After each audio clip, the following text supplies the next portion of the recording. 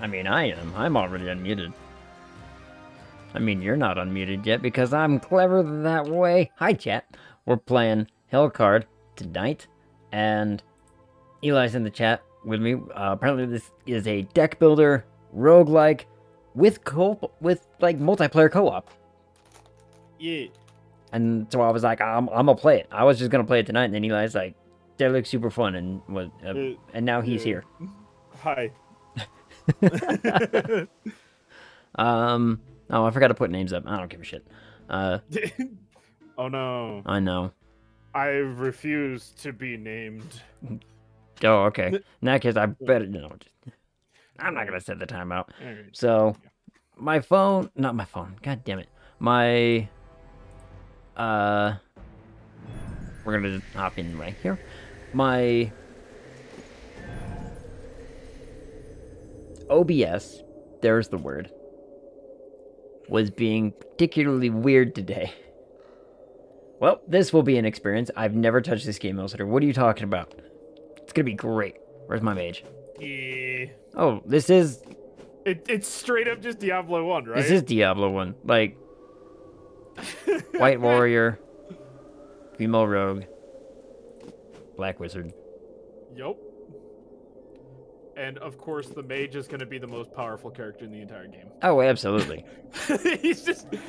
I walk into the room disappears. I walk in, zap. We're gonna create this one. Okay, so let's see. Send you another one. An invite. Wait. Did I not accept it? You didn't have a character to accept with. I gotcha. That makes so much more sense now. It's all coming together. Yes, but if the door is locked, the mage is screwed. For the door is the end of many an adventurer. Why is the door locked, though? Who locks the door? Like, who does that? Eli?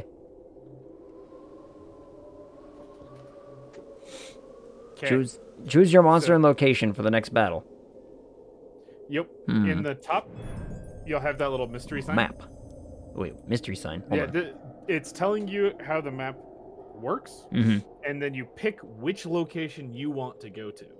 Gotcha. Two monsters guarding different locations. Once we beat it, both of us can go to either location. Is what I gather. Interesting. Okay. So I went with the zombies because the one that I have is zombie corpses guarding a hideout where you can get gems for others, remove a card from your deck, or select a card to start future battles with. Ooh. For floor 1, mine just says I can get new cards. So not only is it roguelike for both of us, it's separate roguelike for both of us. Apparently.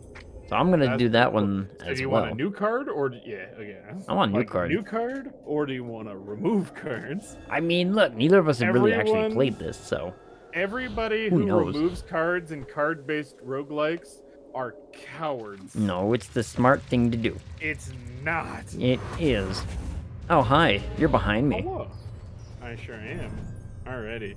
Defeat monsters by playing cards from your hand. Cards require mana to play. Once you are out, end your turn. At the start of your turn, your mana is replenished and new cards are drawn. I'm gonna read the next one. Okay. You can see incoming damage above your head. Play a card with block trait to defend yourself or your friends. Block reduces incoming damage, but is removed at the start of your next turn. Your turn. Yup, pretty standard. You can tell what the monster is planning to do by looking at the intent over their head. Look out not only for monsters that attack you, but also for those that are summoning or buffing. Some cards can change monsters' intent. Alright, my turn. Each hero has their own part of the battlefield called a slice. Each slice has two sections, near and far. Melee monsters attack from the near range only, and ranged ones only from the far range. Fabulous. Hi, Unreal. Hi, Unreal. Visitor says, it really is. I don't want to draw the basic strike when I can draw my triple strike that has the same cost. It's true. Alrighty. very easy to understand what their stats are and what their intents are. You can also hover over, and it gives you a little glossary of what they do. Mm-hmm. They have 1 damage. Every single zombie is going to move except for the bottom left guy, who is waiting. Yep. In They have wait 3 mode. health. I can kill Reposition. a dead guy. Oh, okay. If you strike someone within range, within a melee dude in the close range spot, they hit back. Okay, my magic bolt was awesome. It deals 1 damage, but if it kills the target, I get 1 mana and I draw a card. Ooh, well, let's play to that strength. Yup. Get that guy next. Block. Got another one. I have another magic bolt, so. I should have. Okay, now I know how that works. I should have put the block up, then attacked them.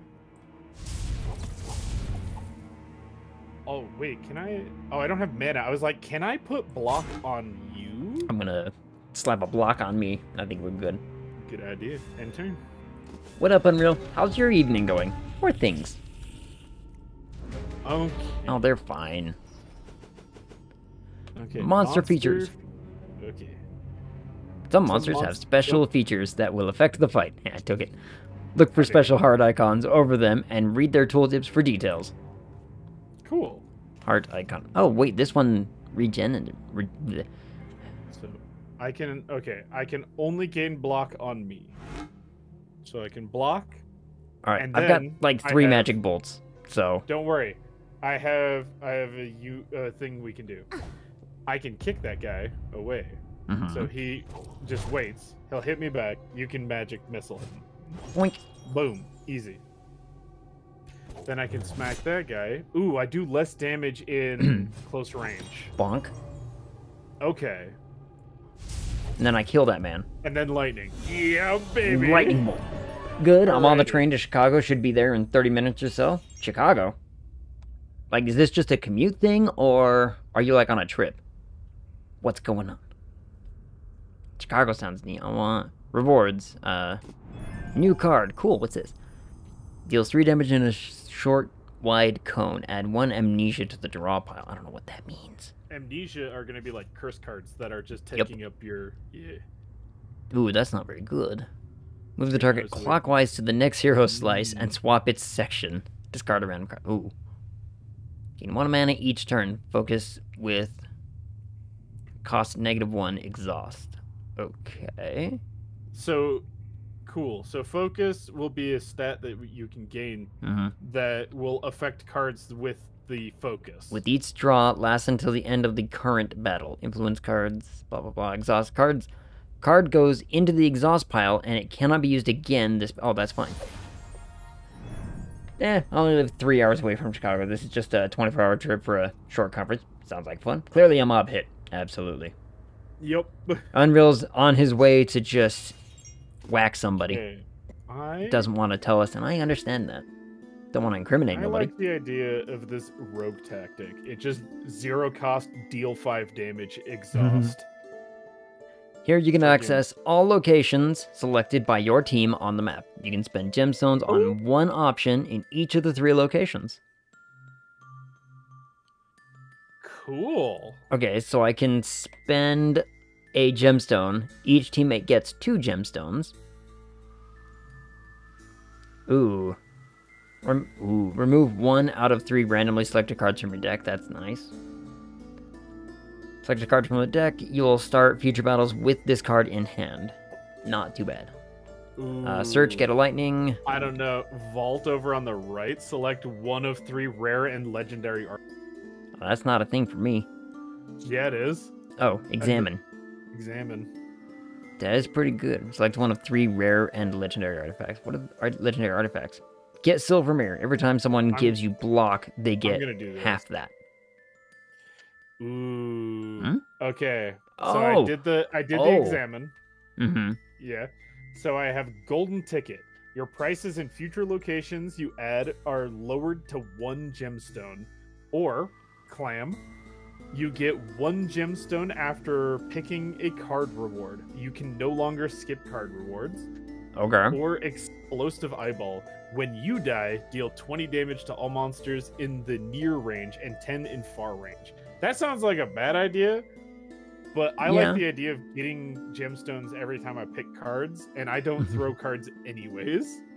Yeah. You can just get one of any. Also, every price is lowered to 1? I feel like there must be a sitcom about a hitman who has to take Amtrak for his hits. That would be great, actually. That could be a short movie or a short film. You only get to do each location once. So...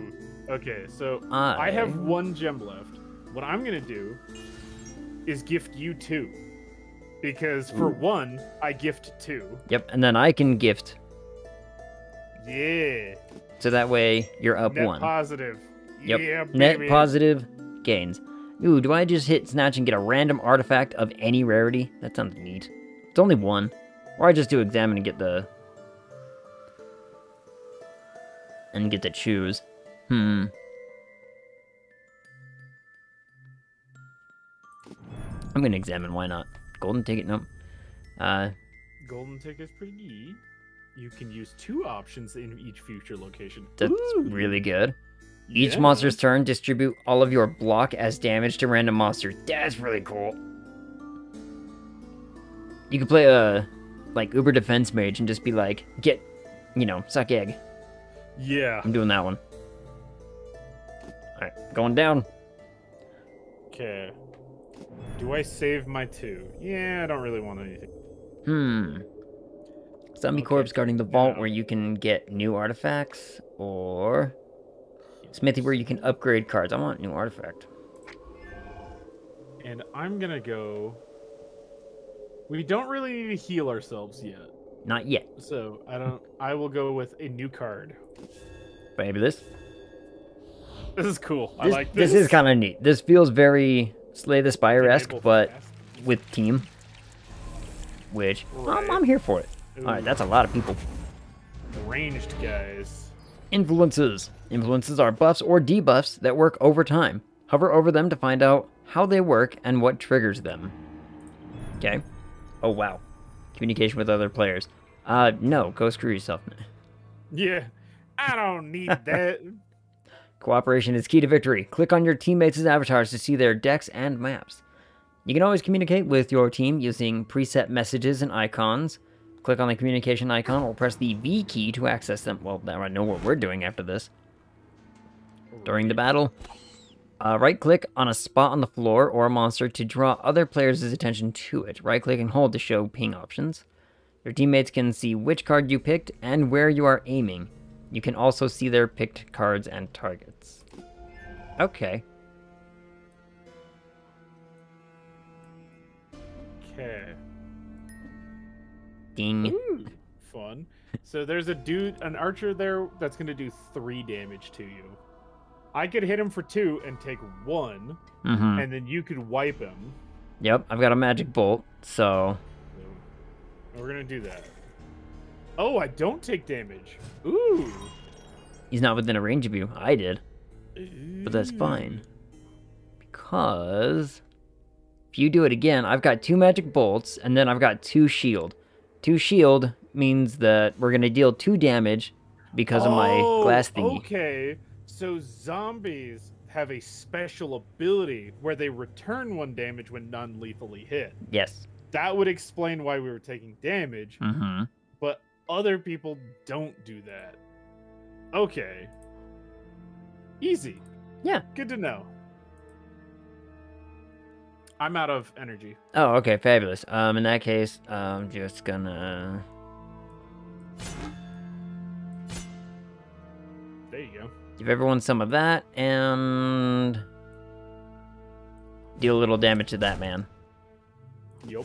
And then my 1 is going to deal... oh, that man got close fast! Yeah, he did. That man was ready! Alrighty.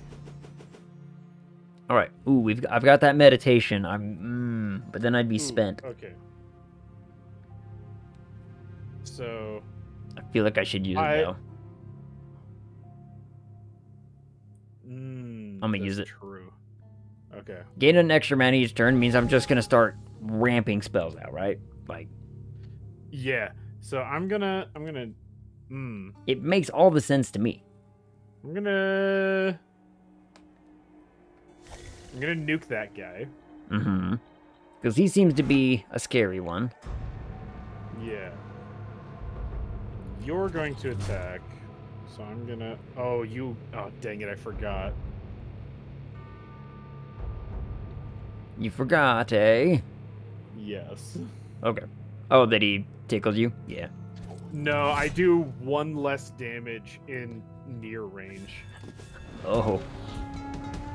Oh, yeah, I forgot about that part. Ow. Ow. Ow. Yeah, my arrows are less helpful. That's okay. I've got like 4 mana now. So I can... Let me kill this one real fast. I'll gain a mana, gain a card. I'm gonna hit that guy for you. And then we'll plonk that man. I've still got 4 mana up. I could get rid of Mr. 5 HP over there. You could. Which I will do, because of that. Ooh, and then I know what I'm gonna do this. Get both of them down to 1. Gotcha. That way we're just uber reducing. Thanks, Beard! And Egg! Either. What up, Zariah? How's it going? Look, Zariah, a stationary game. Where hardly anything moves. The occasional flashy light, but, you know, nothing crazy. Monster turn, our turn. Okay, ooh, sweet. I can just bop. Oh, bop, perfect. bop. Alrighty. Everything lethal. It goes. I It's great. did it. Fabulous. Glad to hear. Eli did it, guys. He really, really helped us out there. Ooh. Nice ramp up. Exactly. I'm absolutely Oh, what's this? Get this card. Cost 1 mana. Attack cards in your hand cost 1 mana when at least one such card is in hand. Oh. Oh, Sucker Bolt. It's the same as the other one, only 2 damage now instead of 1. Deal. Well, that's just an upgrade. Yeah. That's just better. Ooh, hello. Corpses. Unpack the bag. Unpack the bag. Add Scroll of Thorns, Scroll of Mine, Scroll of Wall to draw pile. Why would I not want to do this? That sounds awesome! What? Free stuff. Volcanic Lightning for when plain old lightning won't do. Yep. You get right up into the... I should have read the other ones, though, but... Whatever. Oh. Oh. That's cool.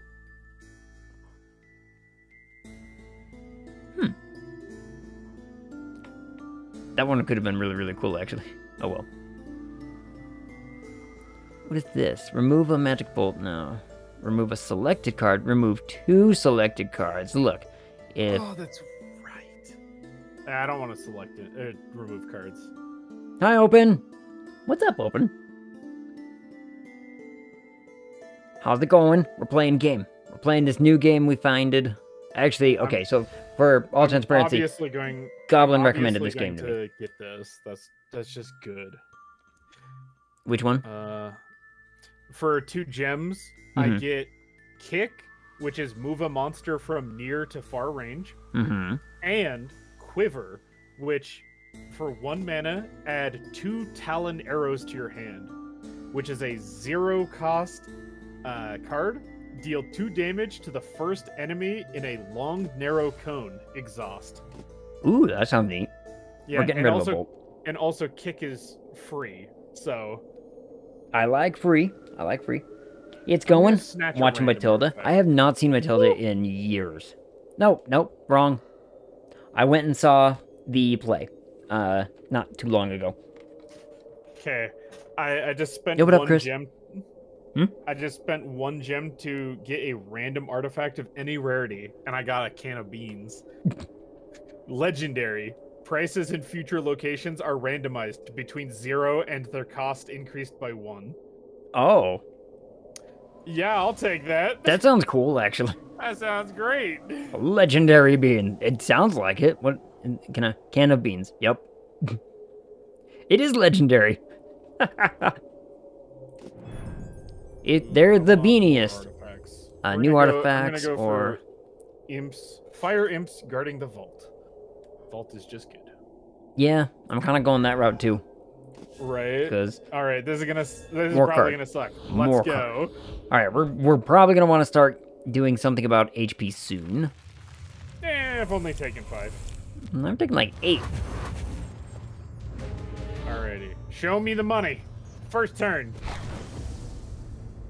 Oh, by the way, I got a bottle of miasma, which will deal 20 damage to all, randomly to all enemies at the beginning of the fight.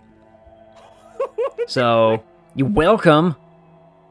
Thank you. I'm gonna freaking nuke that guy, and you're gonna nuke that guy. Mm-hmm.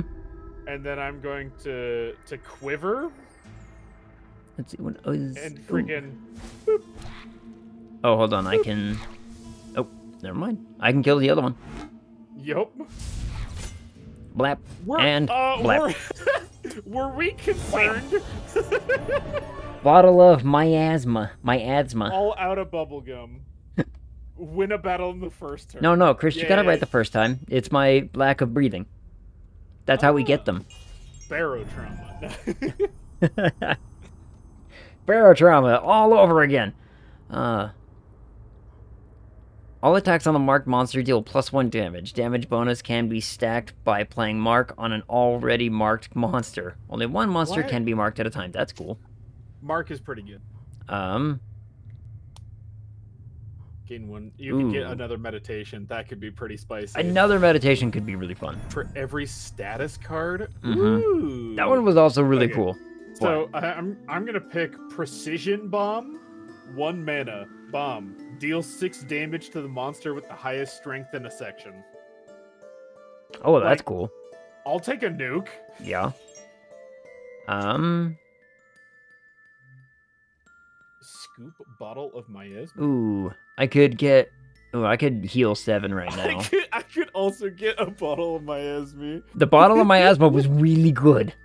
Yeah. I'm gonna patch up my wounds because it's free. Yeah. I'm gonna snatch twice. I was looking.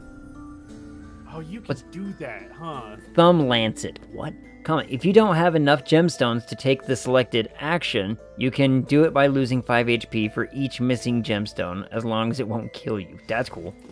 What's another one?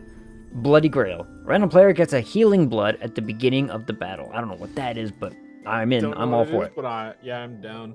So, I already really like my can of beans because it turned one of my select 1 of 3 examines.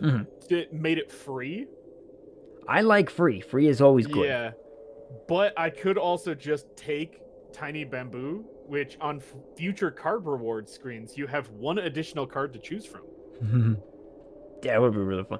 See. Yeah. I'm picking this one, by the way, because I kind of want to increase my max. You can find gems, get more mana, or find an artifact. More mana would be great. You ready for gaming on the 22nd? Almost. I have been so busy. I was like panicking when I was like, wait, what have I done with my character? Did I do like anything? I full on forgot that I had started building my character.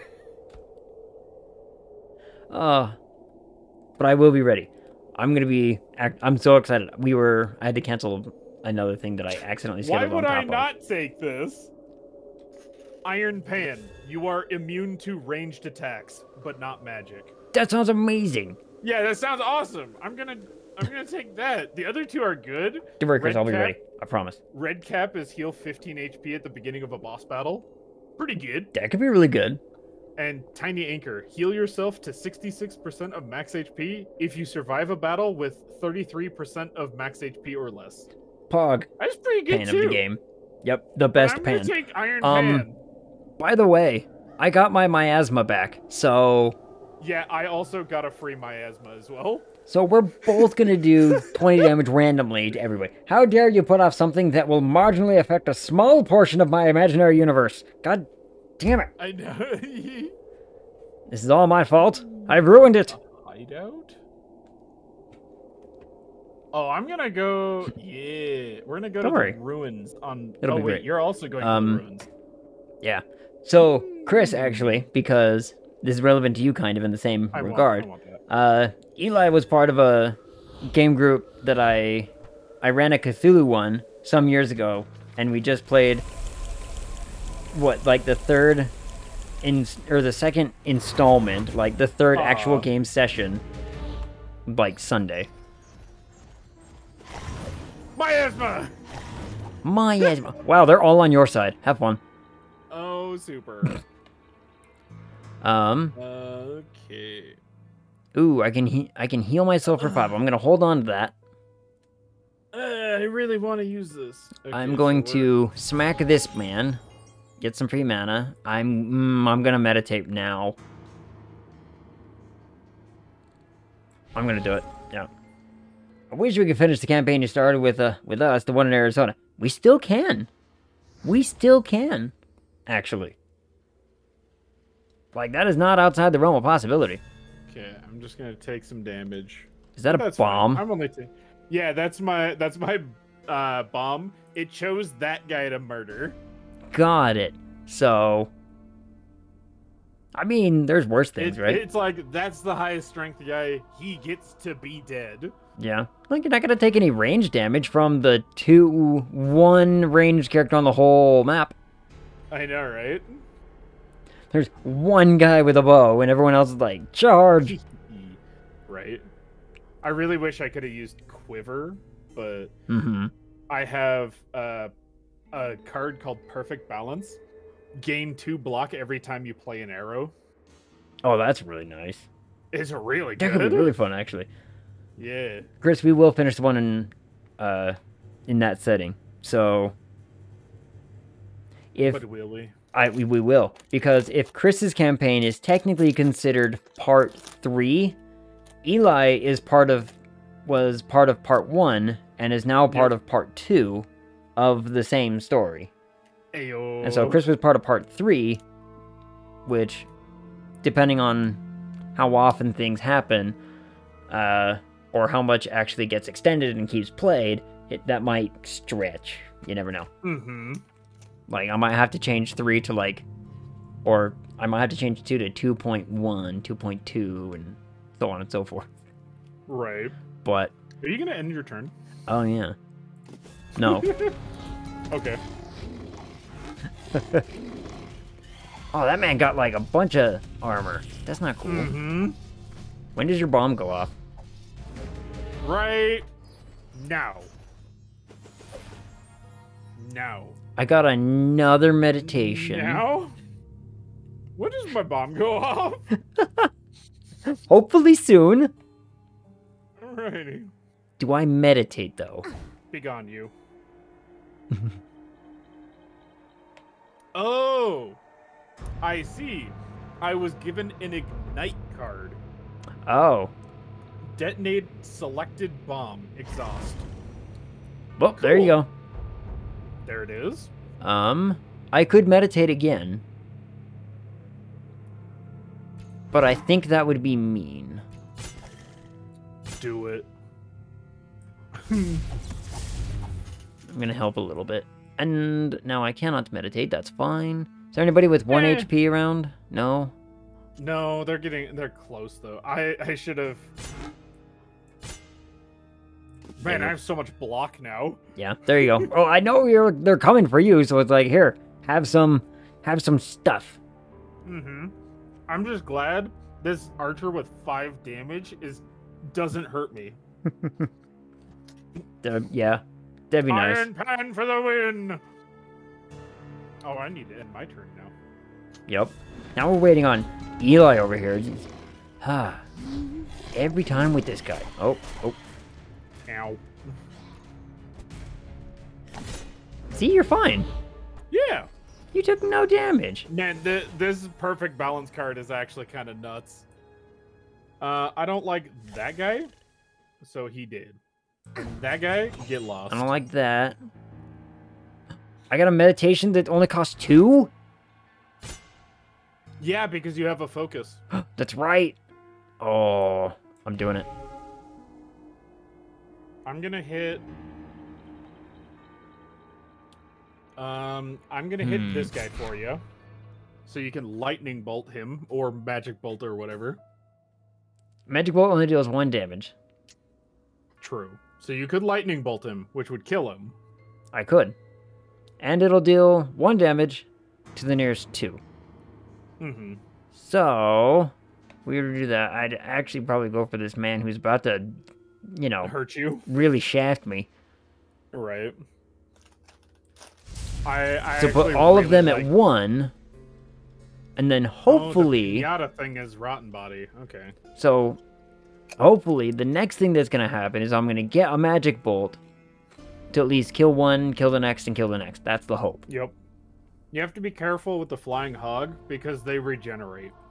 Damn you, hog! Mm-hmm.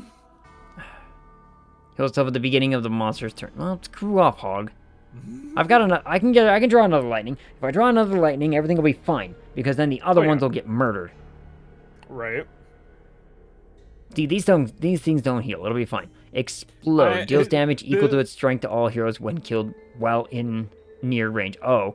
Alright. Don't worry. I'm gonna get a kick, and I'm gonna freaking kick him out of there. You're gonna yeet him? Yeah. Okay. Send him to God. Is it your turn to end the turn? Maybe. Alright. This is gonna be a recurring theme, I feel. Dang it, the freaking imp... Didn't come in? No, he freaking shielded himself. That rat bastard. Gonna heal myself. Gonna unpack the bag. And then I have 3 shield cards. Of which I can play all of them. Here you go. Kill something. I gave us all the defense this time around. It'll be fine. Oh, gummy bear. I forgot about you. Come here. Oh. Hi, Esper. What's up? What? That's not really gonna do a whole lot. I have 11 armor now. Chat, you're about to get a cat.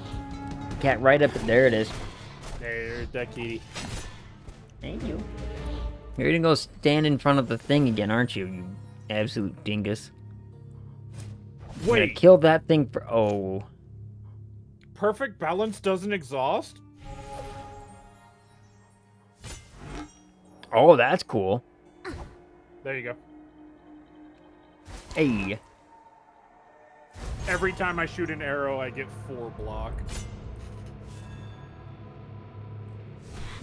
Bam. Got him. It actually worked out really well that every enemy was on my side. Mm-hmm. Because you're just getting free block all day long. Oh, yeah. And my block deals damage. Kick him from the circle and then zap his ass. Cat! Yeah, baby. I know, right? Every single time she walks by, acting like she owns the place. Give as much block as status cards in your deck. Currently 0. Oh. Give 2 block to all heroes. Give 1 block extra for each rune in your deck. So ooh. That is actually a little bit incorrect. So the mental wall, it doesn't tell you how many status cards you have in your deck because that card is not in your deck. Oh, yeah. Okay, so it's just lying to me outright. Yeah. We're both still +1 damage to frozen monsters, and except nah, I'm not gonna go for that. 2 block to all heroes, gain 1 for every. Yeah. Erudition sounds pretty okay. That's kind of the one I'm going for. It's like, push come shove, it still gives us 3 block total. The cards or 2 that block. I got are pretty good. Have a 50% chance to gain 3 gemstones. It's the same all around here. We got all ruins. Hold on. Ooh, what is this? Each time you receive more than 5 damage as a single attack, half of this damage is reflected back to the attacker. That would be nice for you. 1 random card from your... No, that would be terrible, because you wouldn't take damage.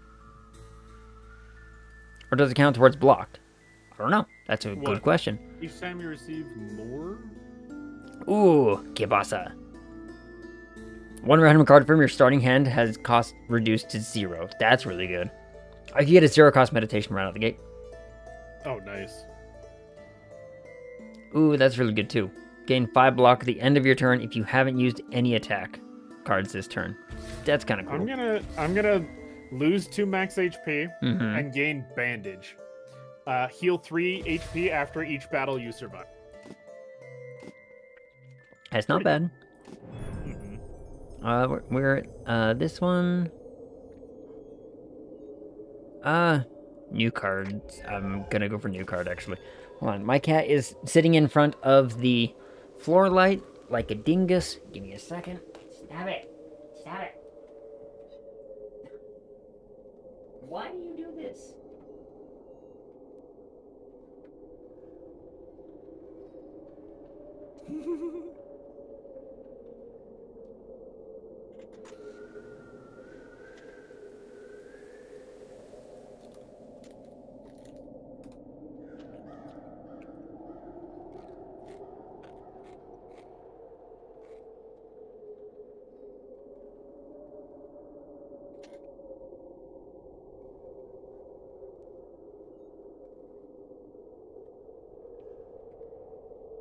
Why does my cat stare at the light? It is probably hot, but the problem is... So I get the argument, Unreal. I get the argument. However, I need my cat to, instead of just, like, putting herself next to the warm light, staring directly at it. Watch Goatman get blown up by the thing. Herplosion! Yeah! Yeah, got him!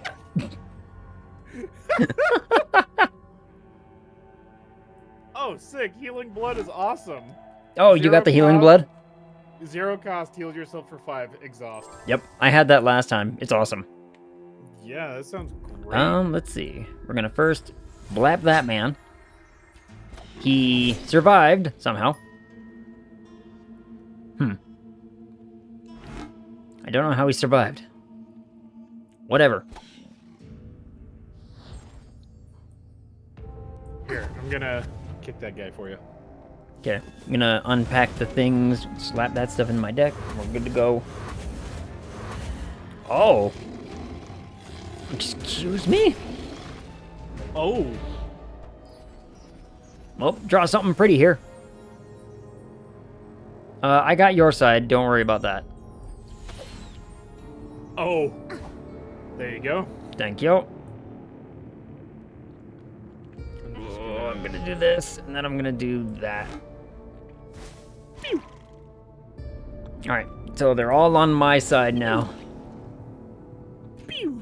Pew, pew. Your bomb's all the way over there in the middle of nothing. I know, it was on some dude, and then you killed them. Yep. Oh, they can jump Oh, sides? so they can hop around on side. Oh, it says what they're doing. That's right. Well, suck an egg. Cursed? Ooh, what's cursed? You deal 1 less damage this turn. Hey. Okay. Watch this. I'm gonna end my turn. I have 6 armor. If we have any left over, it's gonna deal damage. It's gonna be fine. We're fine. Everything's great. Ignite the bomb! Okay, well. Well, never mind. Ow. Got him. See? Yeah, baby. Oh. Be gone! Yeah, good enough. Yep. Alright, we're getting the hang of it. Lower cost of a random card in your hand to 0 mana this turn. Cost 1. Ooh. That could actually be pretty good. You've got some pretty spicy stuff. I got some spicy stuff. I'm actually going to do it because the volcano... Look, 4 damage from the volcano is really cool. But I love utility decks. I love playing Magic the Gathering and playing like blue and doing stuff where I can be like, ha, look at me go. Right. Search and get Nova. Gain Stupor. Shuffle. Discard hand. Draws many cards and gain 1 mana. Interesting. Hmm.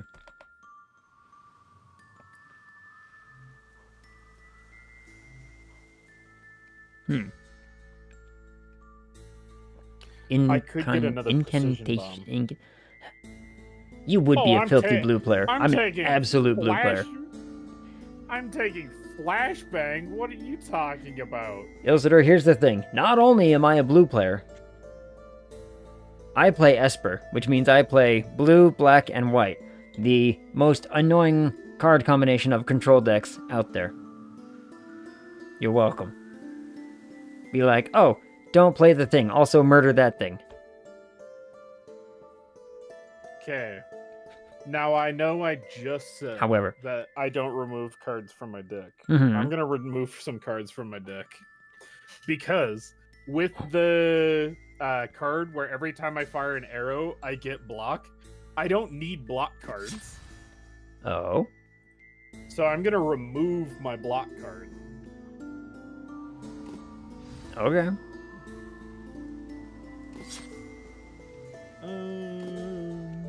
I'm at 12 HP all of a sudden. Oof. Oh, ouch. What are you doing? Nothing. Oh, okay. I've just been getting hurt, that's all. Yeah. Well, if we beat this without you dying, we get to heal ourselves. Someone said that people who remove cards from their decks are cowards. Yeah. Someone did. Nerd. Someone. Fight me! What, like a nerd? Better a coward than a nerd. Right. That's a big guy. Can we take out this Templar? That'd be cool. Yeah, you got your food. You are and you're jumping taking in my chair. 15 damage. Go on, keep walking. Keep walking. Keep walking. Go. I know.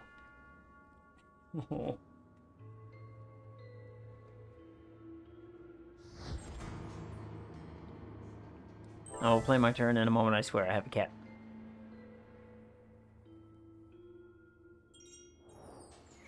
Meow. And sit you down in your bed like a, like a nice happy owner instead of someone who's just like, get. That man has 50 HP. Yeah. That one over there has 25. I'm scared. We're gonna do this and give us a bunch of block right out the gate. Yep. In fact, I'm gonna do that a lot. I'm gonna hit this guy over here. Try and get him low enough to have you kill him. If I can magic bolt him... It was a 0 cost, so it's fine. Cool. Alrighty, good luck there, Chief! Yup. What the heck? What the heck? Oh! Oh! That all hurt! Oh my gosh! That all hurt really, really badly! Hey, free meditation. Can you bring this boy over here to 1 HP? Okay. Number 2. Okay? Yeah. Oh, that was unhelpful. Oh well.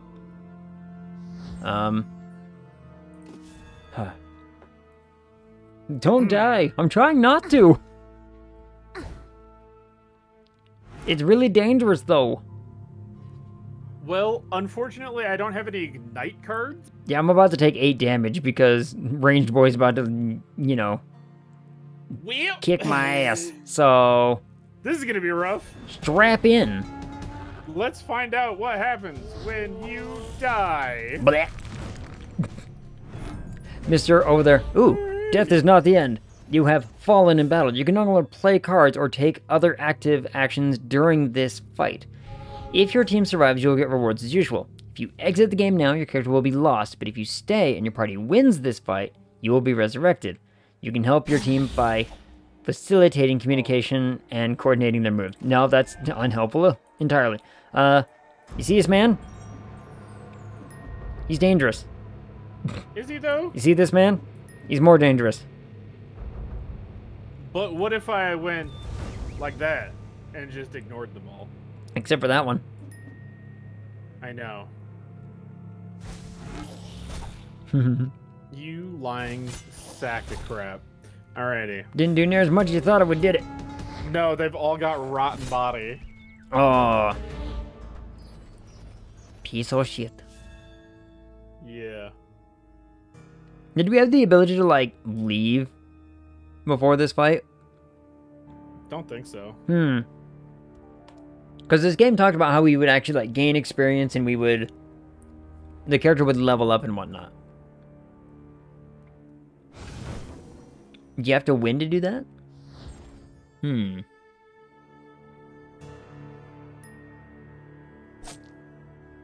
Okay, well. Well, that worked out swimmingly. Well done. Well, there's a dead guy. Yeah, the one guy who couldn't do damage to you. You killed him. None of them were gonna do damage.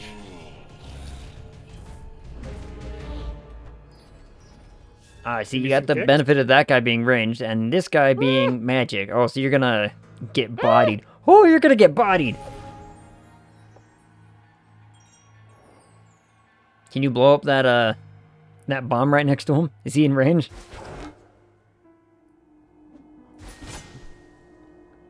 Get him! Whew! Alrighty. Well, I have a flashbang, but it's getting tossed into the... Oh. I'm so glad I don't take damage from that guy on the outskirts. On the right, Hey, yo, did boss, Mr. 12 damage?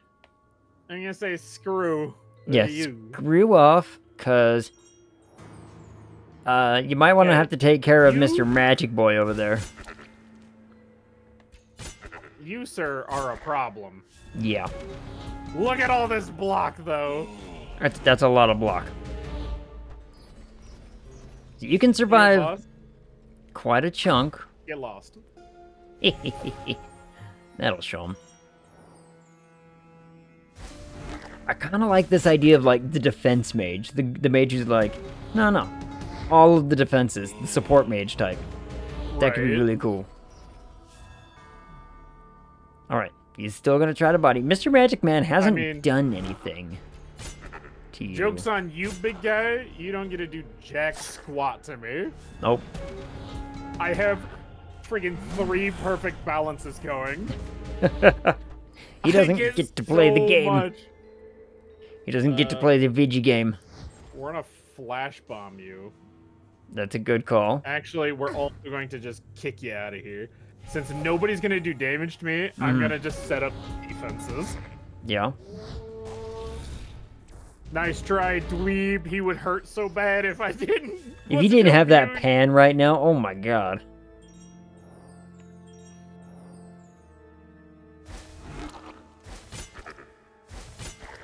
Alright. That's that man. You want to be...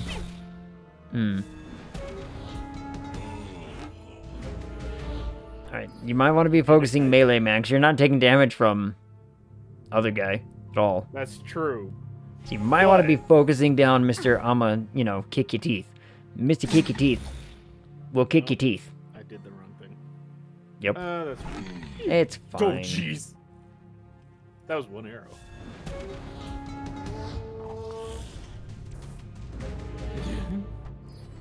That pan, though, I know. is so nice.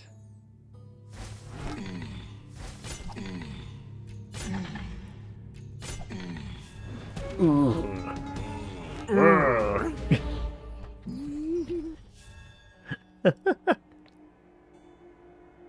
Can I...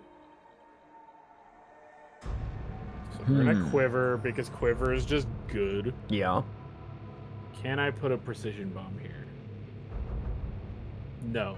Okay. Enjoy that one, Chief. Will he? Oh. Mr. Man got it. Okay.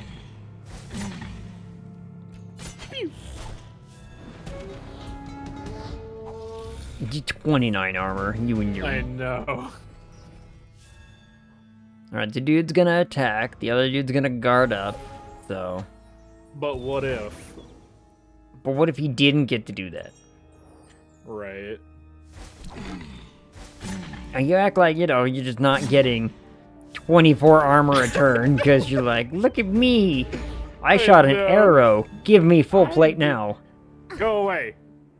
And also, hiya! Oh, okay, well, fine. I don't want you to exist anymore. Get lost. You're tired of that, man. Don't think I won't kick you again. I've seen him do it before. He'll do it again. 14 block! The fact that perfect balance doesn't exhaust is kind of dumb. Yeah. It's just stacking. It's pretty strong. We're just gonna set up another flash bomb right there. Yeah. 56, Jesus. 56? You don't stand a chance! The fact that that thing doesn't exhaust, you're right, is kinda... It's a little stupid. Redonkulous? Ah, dang. Oh, wow, he's all confuzzled. And now I throw that, and I go, hiya, and that. And then, And just for good measure. Yeah. I mean, what else were you gonna do with that 1 mana left over? I know. Hey, dang, get out of here. Every time he gets right up to you, just like, nah. I have decided not to. I've decided you don't get to play the video game. All right. If I didn't have that pan, I would have died. Ooh, that could be a lot of fun. Chaos Rune could be a lot of fun. Paper Library. Add 2 random scrolls to hand. Focus with +1 scroll number. Strain. Cost increased by 1 mana for each use. Lasts until the end of the current battle. Ooh. Oh. That could be really good. Then Volcanic. I'm gonna... Ooh, the Chaos one sounds fun, though. Yeah. The Chaos one, just like 25 damage to everybody. Like, how is that not good?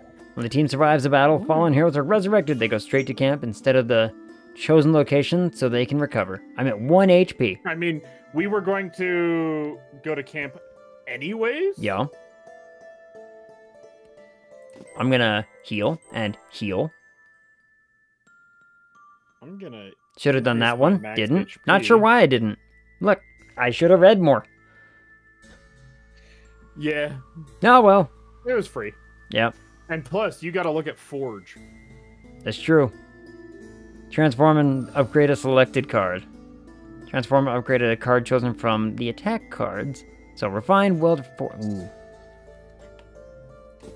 I'm gonna do Forge because...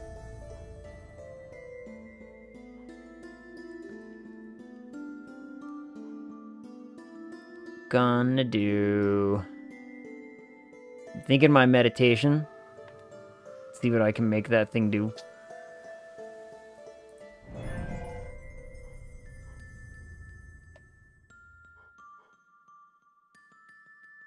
Ooh, reinvigorate.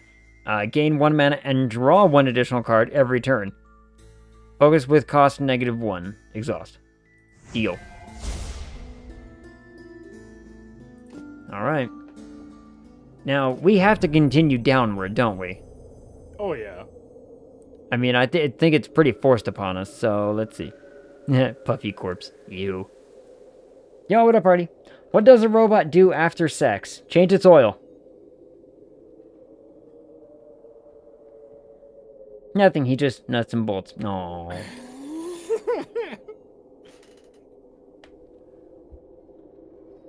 I like that one, that was a good one. I'm gonna keep that one, I'm gonna tell that to some of my engineer friends. Probably tomorrow. What up, Artie? How's it going? Also, pet the Esper. Deal. Being a little weirdo, sleeping in your bed, funny. Scratch, scratch, scratch, scratch, scratch, scratch. Now, it says transform/upgrade. Mm-hmm. But I only get the option to transform. What do you mean? Like, it says select card to transform. Yeah, I think the transform is the upgrade. Or, oh no, you can transform, because it gave me 2 options. One must be you're transforming it, and the other is you're upgrading it. That makes more sense. Except for when I click on something, it just says transform a card. I'm glad you like I thoroughly enjoyed that one, it was fun. Did I tell you my bird joke? Which one? Tell it. Tell it anyway. Eli loves terrible jokes too anyway, so he's like, you know, all about them. Isn't that right, Eli? Always. See? With enthusiasm like that, how could he not be telling the truth? Ooh. Okay, so yeah, it is... One is a transform, one is an upgrade. Okay. If a blackbird has black babies and a bluebird has blue babies, what kind of bird has no babies?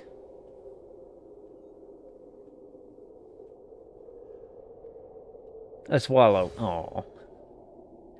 It's like, oh, where's this one going? It's gonna be like a... you.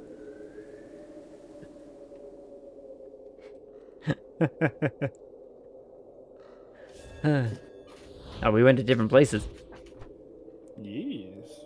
I didn't actually have that option, so... Oh, there you go. Alright.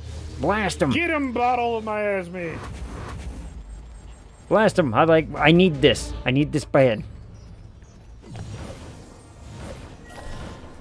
Well, you didn't hit any of the decent ones. Thank you for that.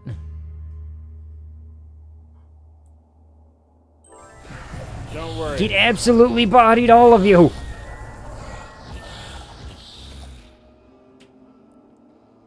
Who's gonna be dealing damage to you? Someone with 4 damage. Hold on, I can kill this man. Perfect balance. Lower the cost of a random card. Ooh, deal 5 damage. What can I kill with this? Anything? This man I can kill. I can also... Oh, what about this dude right here? The one I'm hovering over? How much damage can you do to him? I can do 5. I can do 5. Let's kill that man, because he's the one that's going to hit me. Perfect. Bam. Perfect. We're done. Also, I'm going to get that. I've arrived at my destination. Time to finish the hit.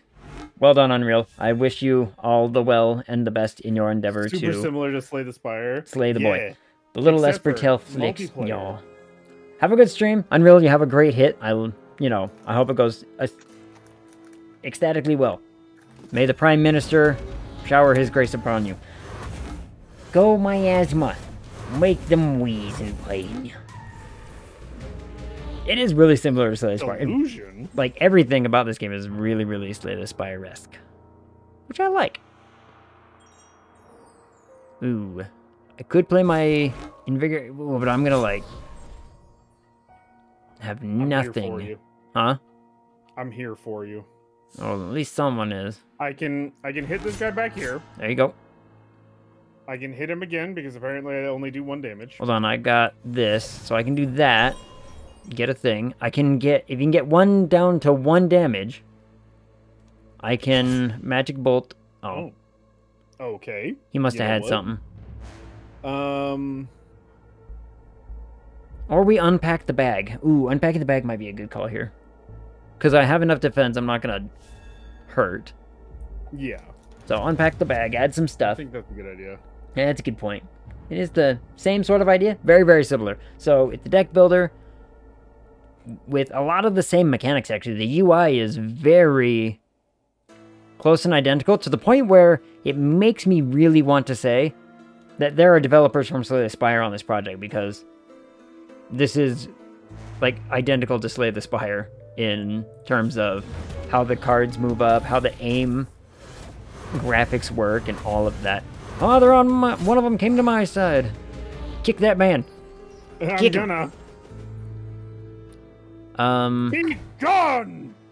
I'm gonna do this. Oh, bugger all.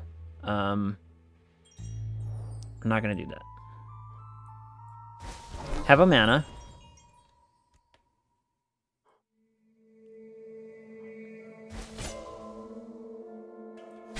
I'm gonna do that. To get rid of that man for you. I can kill this guy. Or do I kill do I hit Mr. 18 for a lot? Oh no, I kill this man. I did not kill that man. I don't know how or why. Well then, I don't know. They've got... Oh, it Might be because you had weak. You deal Oh, one less damage. yep, I had a weak on me. Well, I tried to help you. Okay, he's on my side now.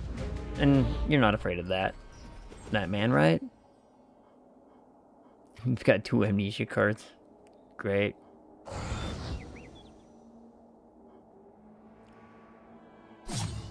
I'm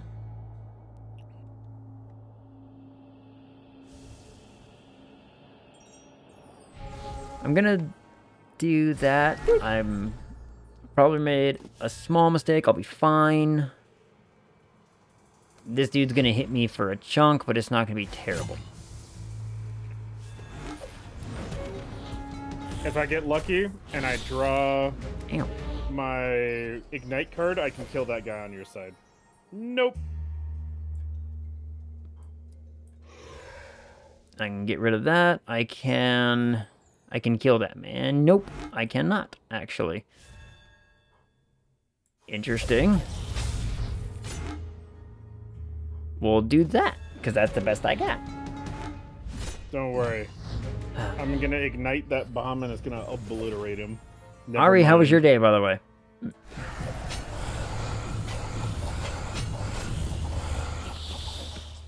You took a lot of damage. Uh-huh. Worth it. It was great.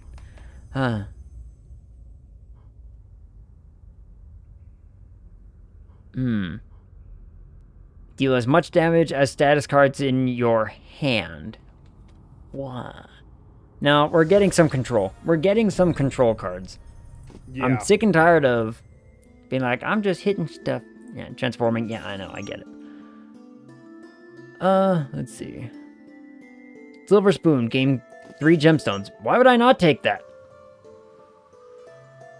That just sounds good. Yeah, that's just a good thing to happen.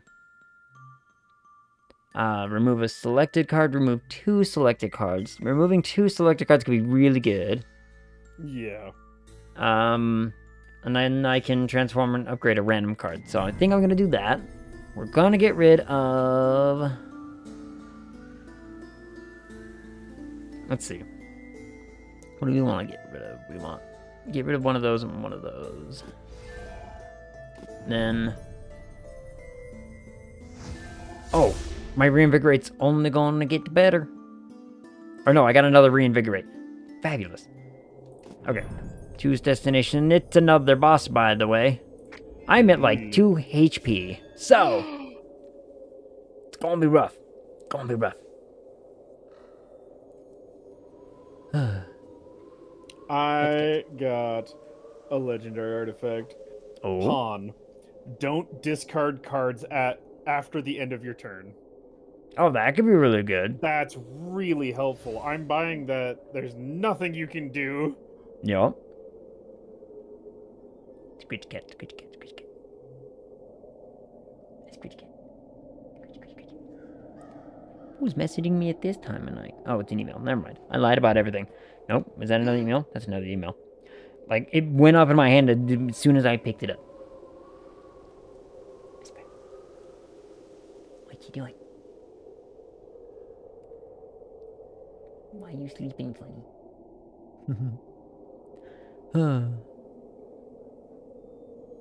Alright, did I ask how your day is going yet? How was the eve? The evening. Alright, I'm ready. Also, Chris, how goes you? I didn't ask really that either. I just said hi. And then we talked about game stuff, which makes sense. Show me the money! Couple of 50 HP points. Attack cards can't be played until 2 other cards are played. Oh, thank God I got healing blood. Finally. Yeah, you desperately needed that.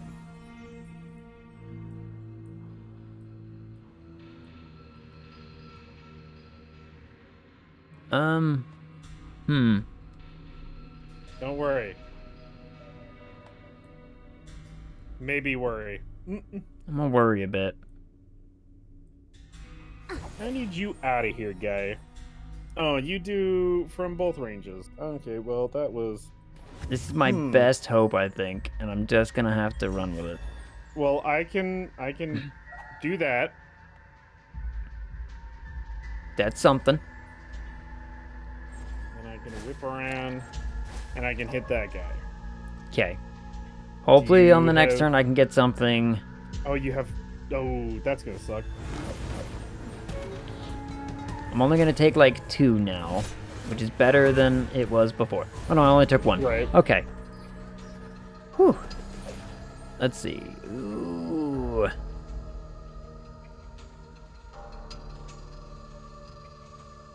I got both my reinvigorates on the turn, son of biscuit.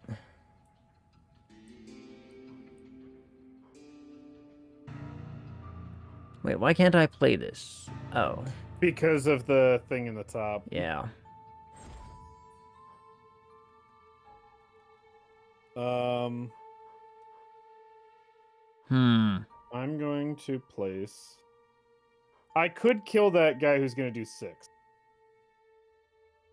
I'm gonna reinvigorate because it's honestly the only move I have right now. I don't have any way to gain defense. So... Here, I can do that. There. So now I'm only gonna take 4. That's beneficial. Oh, now you're gonna take none. Now I'm gonna take none. Whew. Perfect. All right. Oh, they summon. Oh no. Okay. Okay. Ooh.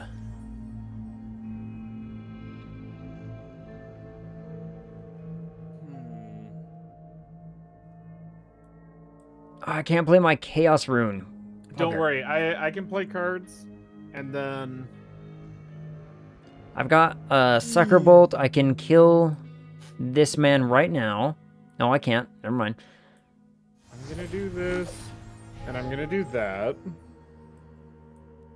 Now I can kill this man. Oh. I threw knives at him. You sure did. It's gonna be like, I can kill that man, get the free thing, and give us some more. You only had 1 energy. Huh? You only had 1 energy. I know, I would have gained 1 more. Because it was a 2-coster. That's okay. I'm fine. I'm fine. We're fine. Why is it on my side? Okay, okay.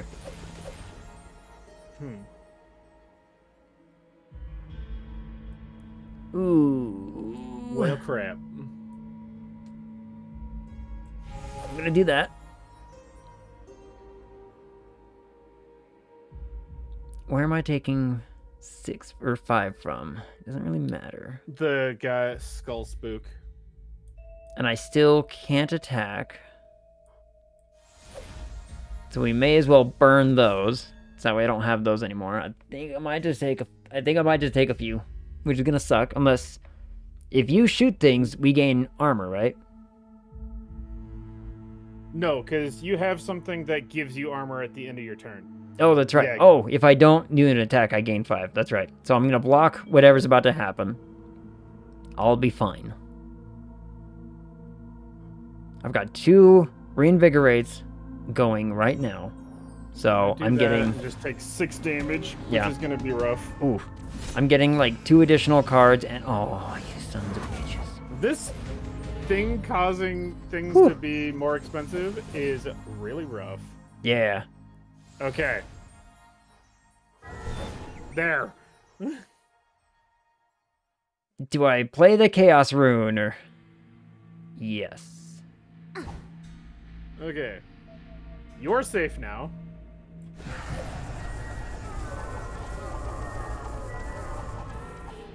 And those guys are gonna be nice. Fabulous. Those guys are gonna be stunned for this turn and next turn. That's a good thing. And then I play that. All right. We add a card to the deck by doing that because I'm safe, so we're good there. Those 2 big baddies are stunned. These 2 are just gonna move. We should be good next turn. Yep. And I'll lose my weak. Come next turn. I think it goes away after 1 turn. Yeah. Yeah. It's only for the current turn. Yeah. And then we'll see how it goes from there. I can draw... Oh, I can't draw my another second. If I can get a magic bolt, I can kill one of these things and deal another, and we'll see how it all goes. Oh, he's running away. Oh, okay. So they're just shifting about. Oh, because he's going to attack at range. Got it. So... Good grief. Oh, the freaking magic barrier. Hold on. I... Kick that guy. Now you can cast magic. Okay, you're only that was a good one.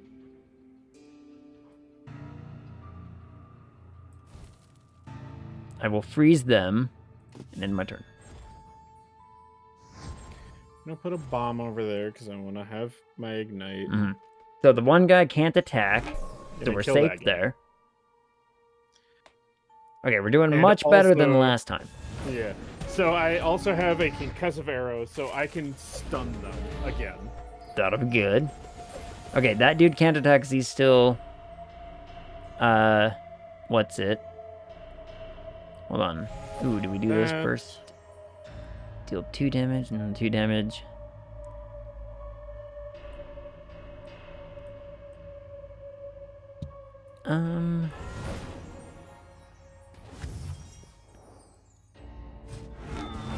Got him. Okay.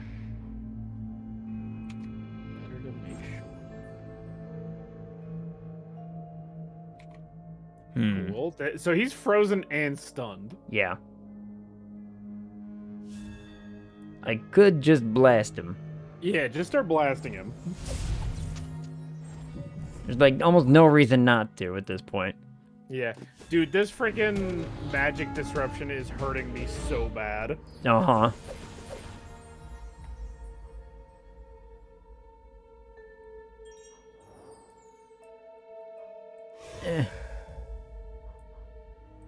There, that should kill him.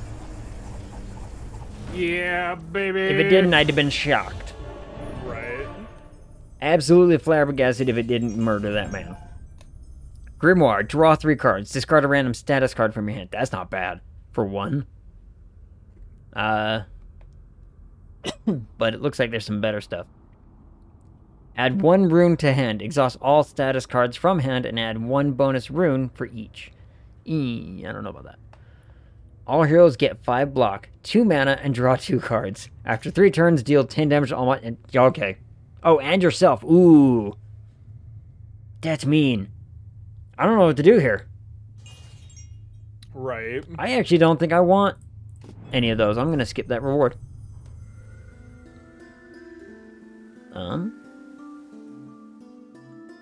I have gift available. So I might just do that. Oh, Band-Aid. I'm actually absolutely gonna get a free Band-Aid. I need that, in fact.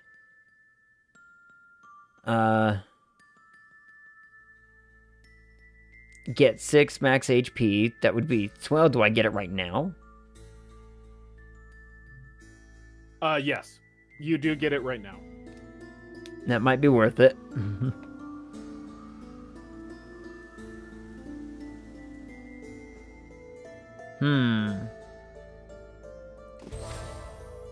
That's worth it. Remove 1 out of 3 randomly selected. Nope. You know what? Here you go. Have 2 gemstone. Get something neat. Thank you. I don't know if you have the gift available on your side, but I was like, here, get something neat for us. I do, but it got increased, so I could give you... So it's cost 2 to give you 2. That's not helpful at all. Yeah. Wait, because I just gave you 2. Uh-huh. So that one's essentially free to give me 1. Do you have anything that you want to do for that? No. You've already picked everything. Yep. Right. Nah, I'm good. Get something decent. Get something good. Let's see, what do we got? Where you can remove cards or get new cards. New cards. Get new cards. Let's do the new cards thing. This game's fun. Yeah, it is. It's Slay the Spire, but, you know. since we have, like, teammates, there's such another element added to it.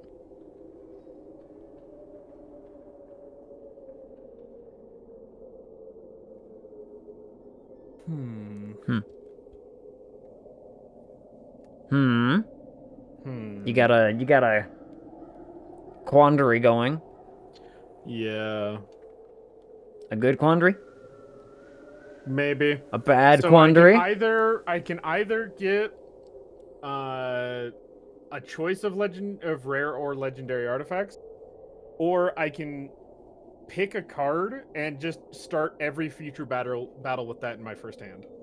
Oh, I had that option too, which honestly, there's not a lot of stuff that I need to have in my first hand to justify it.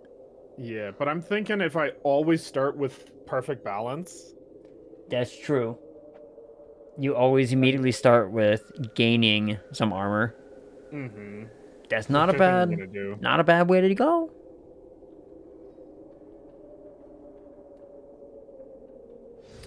Pet the cat.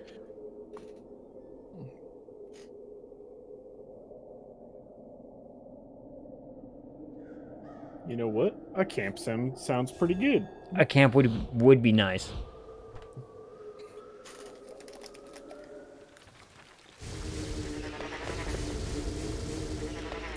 All these things are really close.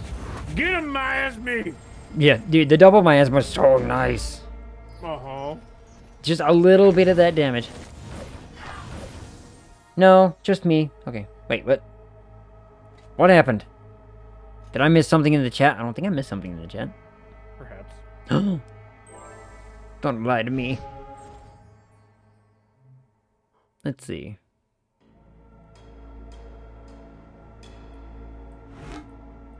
I'm actually gonna do this and just end because I'm gonna gain 5, which means I'll take no damage, and I don't have enough to really start doing anything yet. Yup.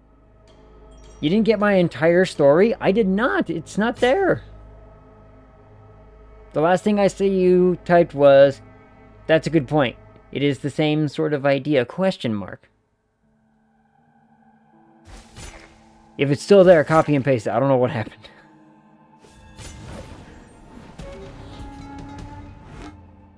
I think it's really weird that whatever Ari typed up just decided to not happen. This is so perfect. I have almost every single succubus, and they're all ranged attacks. That's very good. Stop that.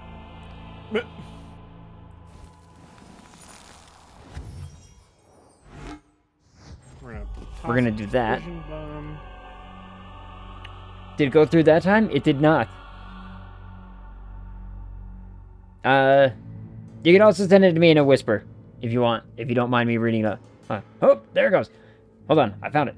Do you ever get ADHD, Do you ever ADHD so hard that you go to get a glass of water, but when you open the fridge, you remember you had chicken marinating for meal prep, so you throw that in the oven real quick, but then you need to get wipes to sanitize the counter, and you remember that you needed to restock the TP in your bathroom, and then you see that you need to switch your laundry into the dryer, and finally, you come back to your computer to see Esper, and you still don't have a glass of water.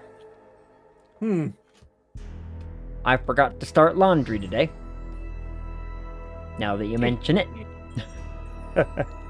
I'm gonna do that and just end my turn, honestly. Like, I'm gonna get the armor, so I'm protected from the 3 damage. To answer your question, Ari, yes. You're welcome. Thank you. Absolutely, that has happened to me on many occasions. Ooh. Oh, I got both of my freaking ignites. Perfect. I'm gonna do that. I'm gonna be safe because those 3 boys are now frozen. Watch everybody on the right side. I'm watching. And oh. That's my upgraded flash bomb. Oh geez. Yeah, it does 10 piercing damage. Oh, that's mean. And stuns everybody. That's really cool. It's so good. Oh, and you know what? I have decided that I don't like those guys either. Look at how many people are stunned. Everybody. Because these other 3 are frozen. So, they can suck egg. Gonna go attempt to get another glass of water. Wish me luck. You'll do it this time, I promise. If I'm not back in 3 minutes, send help. I'll send the brigade. Yep. Oh, I got my healing blood. Thank God. Ooh, wait. How'd you get healing blood? I don't want to talk about it, but I'm gonna use it. Because that's really good. Yeah. I'm not doing a ton of damage right now, but I'm protecting myself from everything. And you do that naturally, so... Yep. And I'm, like, adding to the board in little ways. Oh, yeah. Which is making it okay. And there we go. Man, this frying pan has literally saved our run. Uh-huh. Oh, there's another man up there. Yeah, I kicked him away. No, there's like a ghosty boy up there. Glutton. Yeah, I know. I kicked him. Are you ready for the magic? I kept an ignite card. See you, nerds. Oh my gosh! I did that. I'm gonna toss that there. Get some Talon cards. I can't see that man's HP. He's dead. Yeah, I got him. I couldn't see his HP. You gained health in that one. I didn't even... Hey, I'll take it. I know, Let's talk about new cards. Snowball. Your bolts deal double damage to frozen monsters. Oh, yeah, I've seen that. All heroes gain 2 mana and draw 2 cards. Strain. What is Strain? Cost increased by 1 mana with each use. Perfect. Oh, that is good. Ooh, that's really good. Ooh. I like Equilibrium. That is my choice, yeah. The Burnout one was also really cool, but Equilibrium's could be very beneficial. I could get 13 hit points back. I honestly should probably do that. Oh my gosh, that's the perfect card. Scissor Strike. Deal 2 damage, stun. The picture is literally the freaking dude doing the Three Stooges eye poke. You wouldn't happen to have a way to give me a single gemstone, would you? No, I wish. Did you see what that thing said? Call off the troops, I'm back. Welcome back, Ari. Exchange Magic Bolt for a Fractal Whip. Fractal Whip says deals 6 damage. If it kills the target, reduce future cost by 1. Ooh! That's very cool. That'd be really good. That'd be really nice. We're just gonna get the other things, I suppose.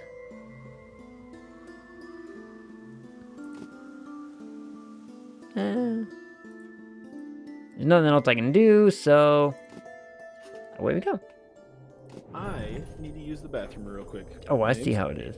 Yeah. Right. Ooh, what's this one?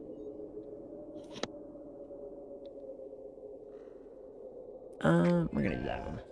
I would like to go to another camp. The camp was nice.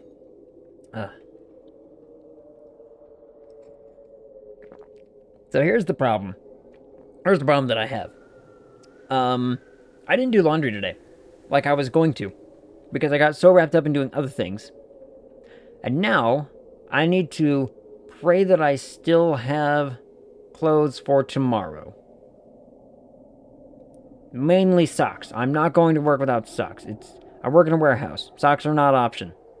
Are not a non-option. I can words today. It's one of those days. It's one of those days. Hey. Meow.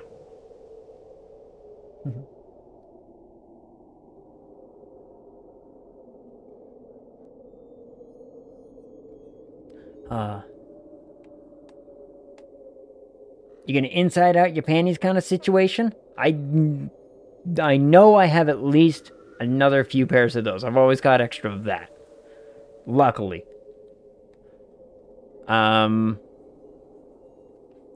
Socks I worry about not having.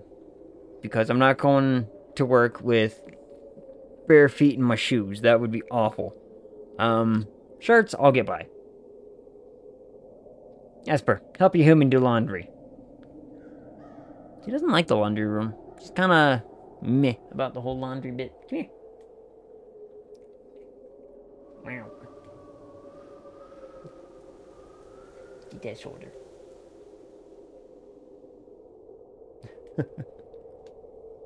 You're so warm on this side. Oh my goodness. It is definitely warming up outside, Esper, because you are getting warm. It's gonna start shedding up like an absolute maniac. Yeah, what up, King Cuts? What's going on? How's it going? How's your evening? I hope your evening as well. We are playing this game, Hellcard. This game's a lot of fun.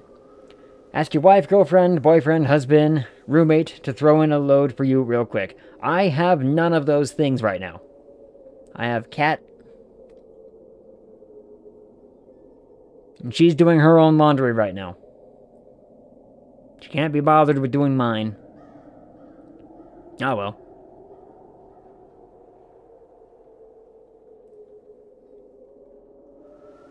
Set his way. Pretty good. Been playing Dead by Daylight. Dead by Daylight's a lot of fun. Yep, well, me too. Hey, you know, we're in the same boat. No laundry will be done this day. Sucks to suck for us. Dead by Daylight was fun. I like Dead by Daylight. It is. Yeah, you wouldn't know. You never played it. You never accept any of my invites. Me and freaking, what's his bucket tried so hard to get you into it. I know. Then I played it for a little bit. I don't even have an Esper, but I did the laundry. Oh, you got me there. I hate killers who face camp. Yeah. It's also really boring. It's exceptionally I don't know why people boring. do it. Like, what? Okay. I love playing killer and just chasing people. Yeah. I like being creepy. That's the fun part. Is being like a weirdo and lurking and being, you know, uber creepy. And I want to, like, I wish there was a voice that I could do so I could go into the game and just mock and be like, hey, where you going? Come here. Right. I just want to put you on a little hook. It's fine. This looks like it's gonna be rough. Yo, what up, Blue God? I like being creepy. AGG. I did in fact say it. I'm a survivor only. Survivor only, huh? Interesting. Ooh. Okay. I have some good news. I like good news. Everyone is stunned. Thank God. Is there anybody? I don't know. Let's unpack, because that's the best I got, and we'll pluck this boy for a bit of damage.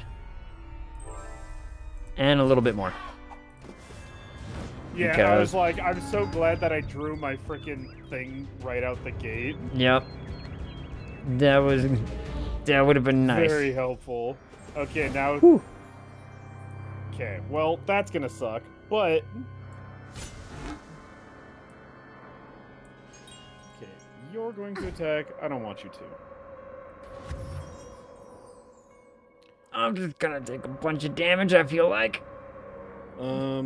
You really can't do any damage. That's annoying. Well, I can, but I can do a 5. I'm just gonna take an absolute... Here. That guy can die now. That reduces how much damage you take. And then... Down to 13. It's gonna be I'm out of cards. I only like Survivor. I'm not great at being killer. I'm not great at being killer either, but I like running up on people and just, like, being a creeper. I have to go to sleep. I have a meeting I need to get to work early for... work early for. Huh. Wow, I fumbled that sentence up terribly. Yeah, you did. Could I bring Esper to bed with me, please? Yes? I'll go with yes. If you're lucky, she's weird and she'll like crawl underneath and she stole the center of my everything. Alright, I got like 1 card. I'm gonna gain some armor, but that's the best I can do right now. Alright, your stuns are coming in very, very handy, just saying. Yeah, I love it. Mm-hmm. We'll be getting more stuff. Okay. I'm in. Mm-hmm. In Montana. How long of a drive is that going to be? MN. Minnesota? Is that Minnesota? Yeah. Okay. I have successfully dealt with your side of the arena. You sure have. And I got an achievement. Minnesota. Deal Nailed 100 damage in 1 turn as a team. I don't know if we can call that as a team effort. Hey, look here, you. I was there. Yeah, you were. Minnesota might be a drive. That's a bit of a drive. Woo! This is gonna suck. Or is it?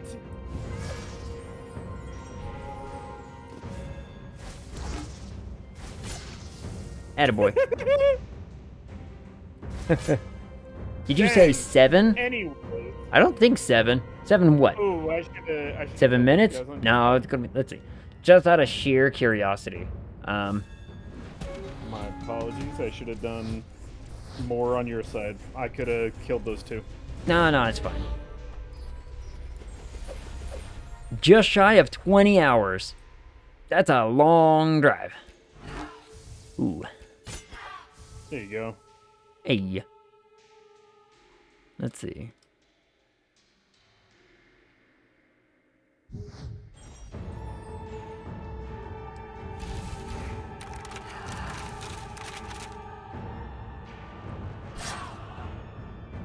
Alrighty. See if you can do stuff. How much can the wizard do?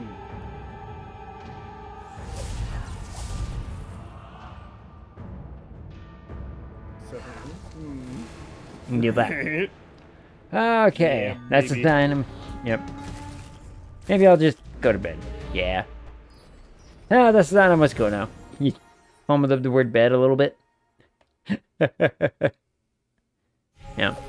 Sleep well, Ari. I hope you have the best of dreams, and I hope you succeed in all of your endeavors tomorrow. You're gonna crush that meeting. I know it.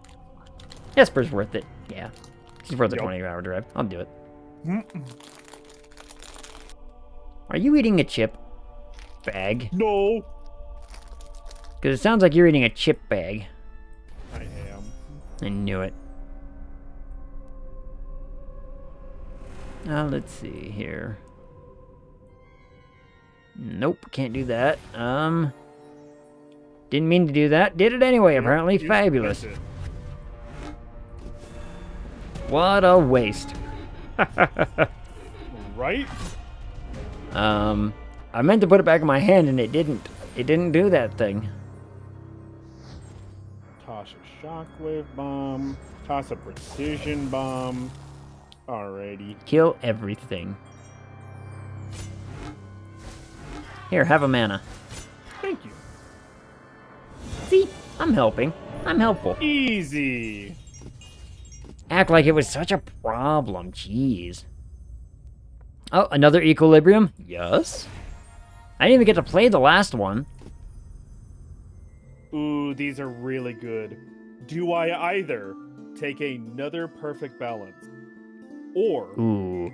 Damocles' sword? At the start of your turn, move a random monster from your near to far section and stun it. Ooh. That sounds pretty helpful. Yeah, but that perfect balance, another one? Yeah. Another one would be so helpful. It'd be pretty mean. I'm gonna I take think that one for perfect free balance- because it's free. I'm gonna take perfect balance because it's so good. Gain 1 block for every monster in your slice with an attack intent at the beginning of your turn. Ooh, that's not bad. Because that's at the beginning of my turn. Ooh. Which means if we kill something, I still get that armor. Yeah. I'm gonna take that. And then I don't have... Transformer upgrade a random card? I don't know if that's real. I'm just gonna pass that. Kielbasa is pretty good. Kielbasa is One- very good. I've got that. Yeah, I'm gonna take a Kielbasa. Mm-hmm. Alright, let's see. We've got one last place to go. I'm gonna hit camp again. Because it would be beneficial to heal ourselves right before the last fight. Right. That's how it works in like Slay the Spire, Oh. especially. You gotta be like, let's get ready for that last hurrah. Unless you're speed running, in which case you are a maniac. So I can turn Sharp Rain into Shrapnel. Ooh. It goes from 1 cost to 2 cost, but it goes from do 1 damage to all far monsters equal to number of arrow cards in your hand, discard all arrows. Okay. It goes to deal 2 damage to all far monsters and 1 to near monsters for every arrow in your hand, discard all arrows, get tired.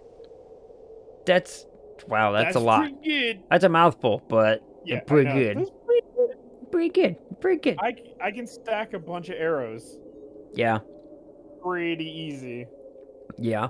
I'm gonna do it. Do it. I'd like to see it. I'd like to see it in action at the very, very least.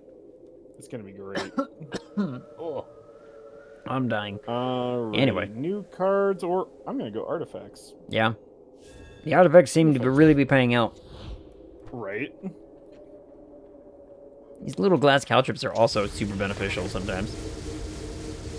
Alright, that's a lot of stuff nice and close.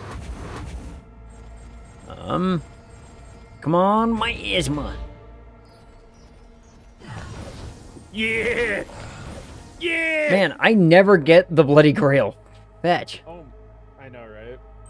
Oh, I got a free Invigorate. Ooh, do I do my other Invigorate immediately? Right. Yes, I absolutely do. Like, I'm not going to take damage for this turn. There's no reason for me not to. I'm going to be gaining 2 free mana right now. Right.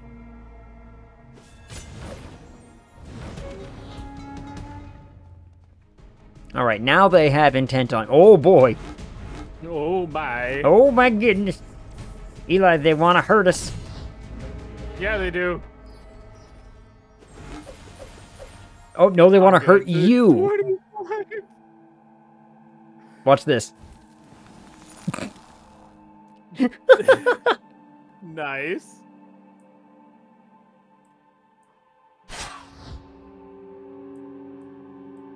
Throwing knives. You are gonna cause me some grief, guy. Well, I protected you from some of it.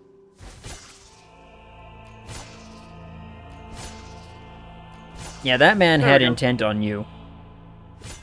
Yeah, he was gonna do damage twice. That was such a big freeze area. Oh my goodness. Right. All right then. Hey, Kabasa, you wanna give me some more free? Kabasa?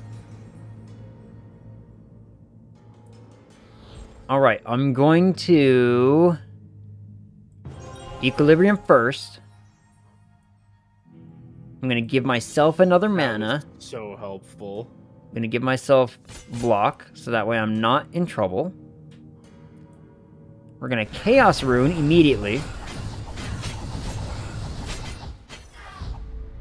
Nice. We're going to gain some more block. I'm gonna Rogue Tactics that guy. Every time. And we're going to Nova everybody right there. Boop.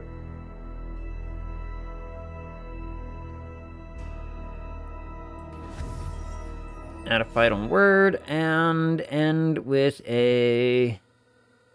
can anything take... what would be willing to take 5 damage? That would be helpful for us. He's gonna attack us would be bad. The guy who I kicked away, because every time we damage them, they get more strength. Yeah, we'll get rid of him. Okay, there we go. Whew, I had the armor. I'm fine. Fine. Fine.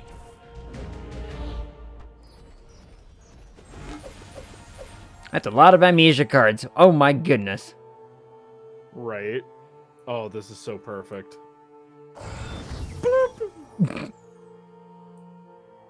And then I'm going to kill that man. I'm gonna toss out a precision bomb so that I can get an ignite. I'm gonna get rid of all my. And then I risky draw. Mm-hmm. And then I shrapnel. That's a good way to do it. Oh, that man has 1 HP. Man. Dang it! It's okay. He's stunned. He can't hurt us. I have 2 tired, by the way. Oh. So that's a little rough. Just a little bit. You're fine. Cause watch, have some mana. Ayo, and get lost. Ooh, oh wait, hold on. Let me math. I think I can do this. Actually, let's do this. Oh my goodness. It's so good. I'm gonna throw knives at those guys, so now they're low. I'm gonna do this to get rid of 2. Throw perfect balance. 2 quivers. Ignite that bomb. Oh, okay, I got this. They're doomed. Oh, they're so screwed. The math comes out that it's like, you know, get wrecked on.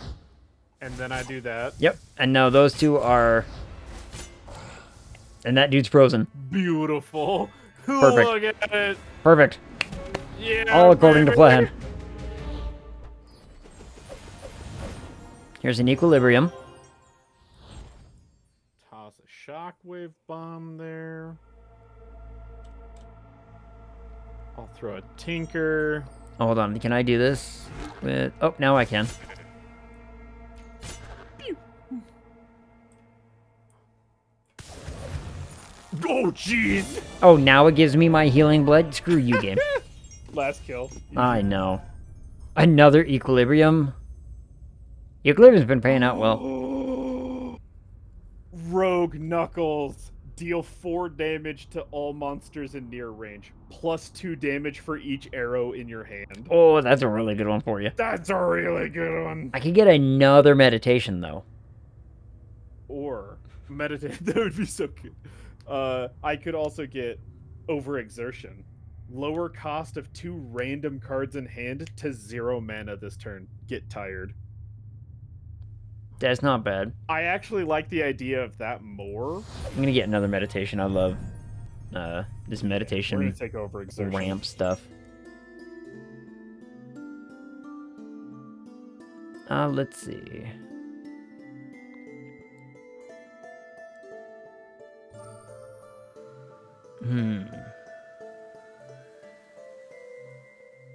I am going to get... I'm going to patch up my wounds for free. Because I will be fine. I'm going to... What's the toy compass? Get 1 mana each time you play 5 skill cards in a single turn.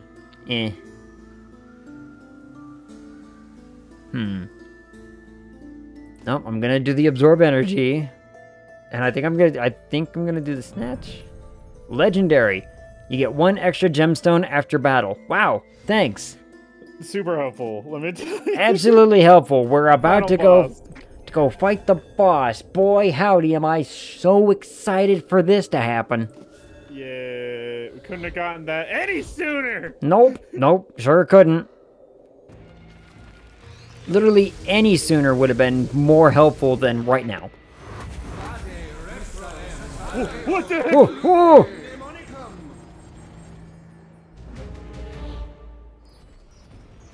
Blow him up! Yeah! I'm gonna rope tactic that guy. Perfect balance.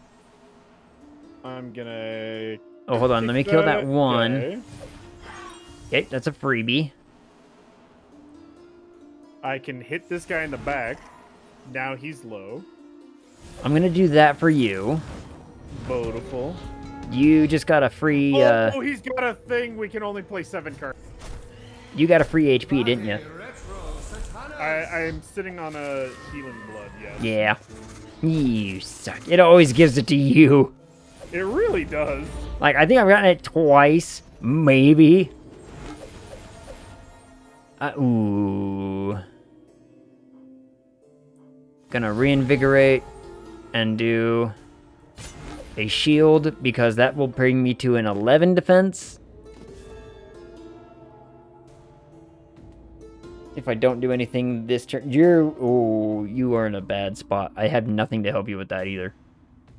That's fine, because I can go wablam. Shablam. You got HP too for a bit. You got a lot of HP, Mr. 50 health. Goodness. I also have a fortify. Fortify's good. And I can shoot this guy. That'll be beneficial. If you can get rid of that 3 HP boy. Somehow. Yes. Nope. Oh, you can get that one. And we're good. I'm going to take some damage. But that's fine. I have 49 max HP. Yeah. And also, if I pull Ignite, I can blow up that left side of the field. No, see, you're fine. Oh, okay. You took like nothing. I know, but now... But wait, there's more! I don't want to deal with that guy. I'm gonna take so much damage if I don't do something here. There's not a lot I can do here. There's really not a lot I can do here. I know. I really can't help you either. I didn't pull my Ignite card, which is really rough. I can kill that man, and that's about it. Now, what's about to smack me for all this HP? I have enough HP to survive this. Oh, the boss. Oh! Yep, there it is.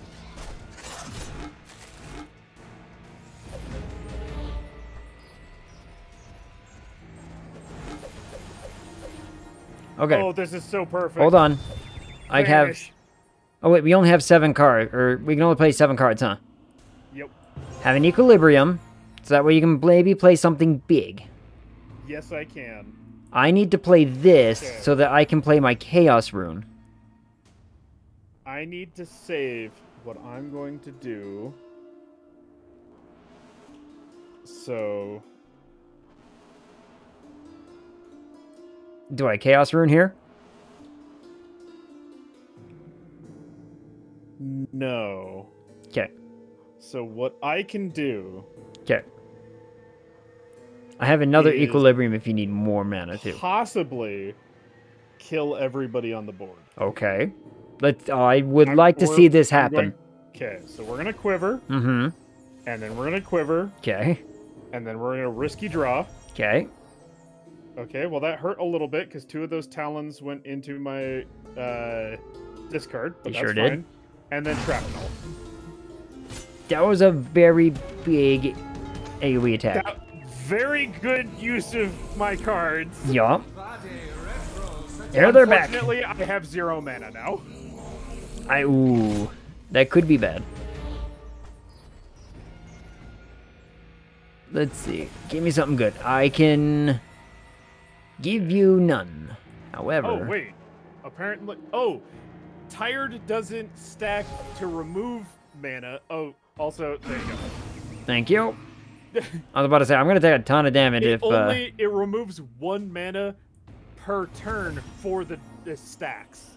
Oh, gotcha. Okay, that's, like, not bad at all.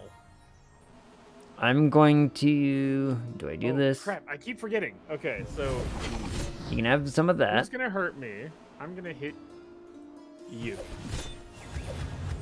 We're going to unpack. Okay, there we go. Okay. Alright, we're safe. We're safe.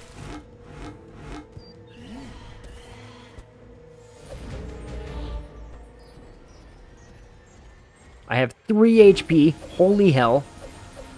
Yeah, so I need to overexertion. We need to be a little bit careful with Lon. I can probably do a butt ton of damage. I can't... What's... Oh, I see what's about to hit you, so watch this. I can protect you from that. Perfect. Okay, well, I didn't want to cast that, but I did. Okay, so hold on. I'm gonna cast the 3 spells. Okay. We're gonna quiver. Mm-hmm. And we're gonna quiver. Mm-hmm. And shrapnel. There you go. Fabulous. Beautiful. Dude, this shrapnel spell is so helpful. Yeah, all we gotta do is just keep everything status quo for a bit. Oh, that man got yeeted. Okay. I can do 6 damage to the Skeletonmancer right there if you want. Wait, what? The Skeleman. Oh, the Skelemancer? Yeah. Oop, hold on.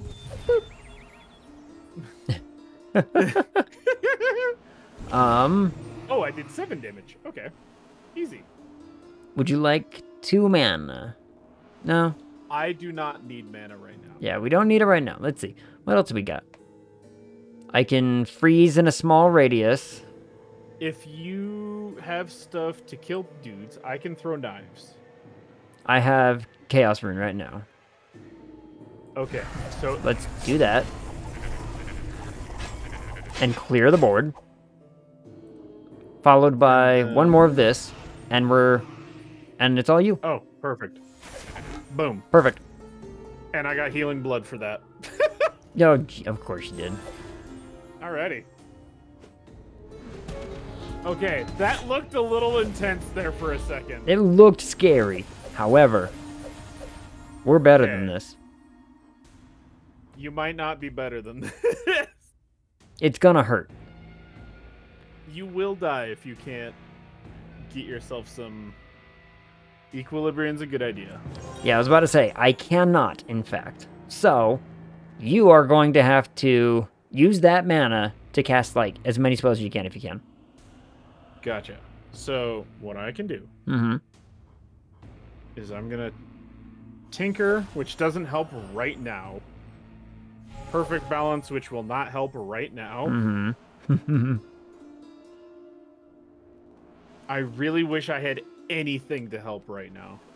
Yep. I don't think it's gonna. Okay. I think I'm just gonna go down. Probably. Yep. I'm gonna get got. That's fine. Ouch. Hey, he's low HP and has no more armor left. He is low. And he's gonna summon this turn. Yep. He has no I armor really left. wish I didn't put that other bomb there. I should have put it somewhere else. Oh, wait. There we go. There you go. See? It's all working out. You got 5 spells. And a 2 mana. So you can survive, you know, a couple hits. You can survive quite a bit. You're fine. Oh, I'm gonna draw my ignite. So Yeah. I kill him. Yep. And now you just got those dudes to deal with. Pope Slayer. We got an achievement. Yeah, maybe. So Flap that man. Talon Flap arrow, the man. Talon arrow, sharp arrow. You're immune to the dude up there anyway. Pew! Pew! And we did it. Ayo! Alright. This game's fun. We did it! I made 14,605 universes. You win only in this one. Is the cardboard octopus... Okay. I don't know. From now on, you can create characters with custom torment level modifiers. Higher difficulties. Sweet. Torment model. Feeble. Oh. 5 less max HP on start. Doomed starts me with 2 delusion cards. Ooh. Ooh. I'm gonna take it. How did you find it? Outfit. The Ooh. XP you get gives you stuff for the character. Come on, it's not fair for the rogue. I got Shadow Dancer for the rogue. A rare outfit. Where is this And an emote. Oh boy. Ooh, artifact. Starter, mage, prism. Transform 1 magic bolt into a comet rune. Ooh. Hey. That's not bad, just right out the gate. Yeah, I got brass cog. Transform 1 sharp arrow into rogue tactics. That's a good one. Pretty good. Card, legendary. Bolt Hell. Deal 3 damage. If it kills the target, heal yourself 3 HP, and all heroes get 1 mana and draw a card. Wow. Oh, For 1 mana. That's pretty good. yeah. I got breath control. 0 mana. Gain 1 additional mana next turn and remove this in. Okay, well, I gotta look at who's the developer on this game, because this is so Slay the Spire. Right. That I'm like, baffled as to how it isn't Okay. Slay the Spire. You don't level up characters. You just have a characters in runs that Oh, get gotcha. you stuff for more people. Okay. To be fair, Slay the Spire is old enough to have a lot of mimics and homages. That's true. Yeah. But even still, I'm over here just like, it's the mechanics, the graphic interactions are all so Slay the Spire. Continue. You have finished your run. Your hero was victorious, but the world mysteriously reset to before their quest. Was it all a dream? Another hero you create can try following in their footsteps and see if they can stop this cycle. With each finished run, you unlock new cards and artifacts for your future heroes. Sweet. That was fun. Yeah, it was. I like this game. I like this game a lot. Also, you forced me to do a Slay the Spire run. Damn you. But I guess you did give me the game in the first place. I'm so conflicted. It's That'll show you. such a double-edged sword right there. You're like, curse you, thank you. It's much back and forth. Why is my green screen all funky right there? I don't know. Whatever. It's been weird on this, like, one particular corner, because, yeah. Hi. I didn't fix the thing. I didn't fix a damn thing by doing that. It's okay. Right. That That was a ton of fun. was a lot of fun. I like this game. Right. Alright. Now I must decide. I'm 21 minutes into being John Malkovich, and it is so confusing. What, being John Malkovich? Yeah, I would guess, like, even 21 minutes being John Malkovich, I think would be weird. Right. Like, I'm not the only one who thinks that, right? Super weird. Anyway. Alright. I gotta strap in, I gotta do the thing. Alright.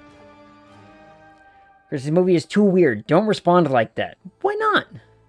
You're being John Malkovich, right? That's what happened. Let me see. Scroll. I just realized that the frickin' building on the menu screen is literally the first church in Diablo 1. It is Diablo, isn't it? Oh my goodness. This whole game is just Diablo 1. It's all Diablo. It's Yup. always been Diablo. Alright. Book of Demons. I mean... Well... Oh, they have Twitch drops. Oh yeah, they do. Look at that. I could have activated that. Oh well.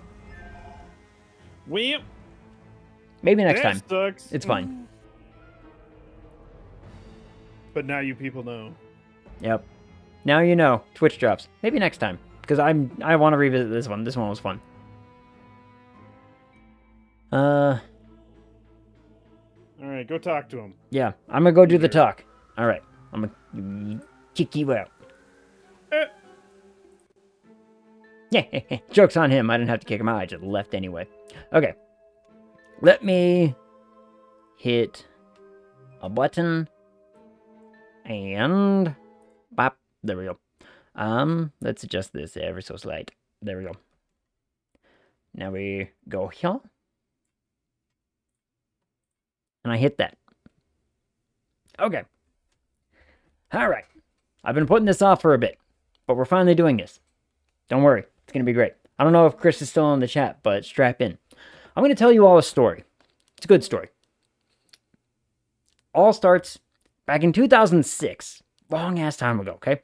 This is going to be me just rambling on for like what feels probably like an hour or so. I don't know. I don't know how long this is actually going to happen. But I'm going to tell the story all the same. Back in 2006, I quit my high school job. I graduated in 2005, okay? So, and I was moving up into the real world. I had just graduated high school like the previous year. All my friends had gone off to college or moved away or did Lord only knows what, right? So I'm kind of just working, getting by, trying to save money to buy a new car. Not a new car, but you know what I mean. Like my first car is what I'm really, really working towards. And I come across this, idea that, you know what? I want to move on to something bigger, better, and I want to have a job that isn't my high school job. So naturally, I quit and I got a job at a convenience store. Don't worry, it's pertinent to the story that I ended up here. There I was at this convenience store. It was, late 2006 into early 2007. So it's like winter 2006, spring 2007. The whole reason I went to this convenience store is because what was going to happen, I need moisten. I'm going to be talking for a bit. Moisten up. All right. Because the summer of 2007, I was going to be working a seasonal job. It's one of those things where they get a lot of like high school students to go out and do stuff like this because they're young, lots of overtime, lots of money to be gained. So I got this seasonal job. And for those who are not familiar with the Four Corners area of the United States, and I don't mean like corners, I mean four corners. We're talking like Utah, Colorado, New Mexico, Arizona. This little area right here. For those not massively in the understanding of the Four Corners area's recreational goings-ons, I got a job working at Lake Powell for about 4 to 5 months. I think it was 5 months. I can't remember the exact time. It doesn't matter. And basically what I was doing is I was going to be working in this convenience store down there, working like 12-hour shifts, making a bunch of money, and helping with like the fast food side. And we had a boat rental place, and they were doing boat detailing. A lot of opportunity for me to just be like, I'll stay on the clock and I'll keep earning money, right?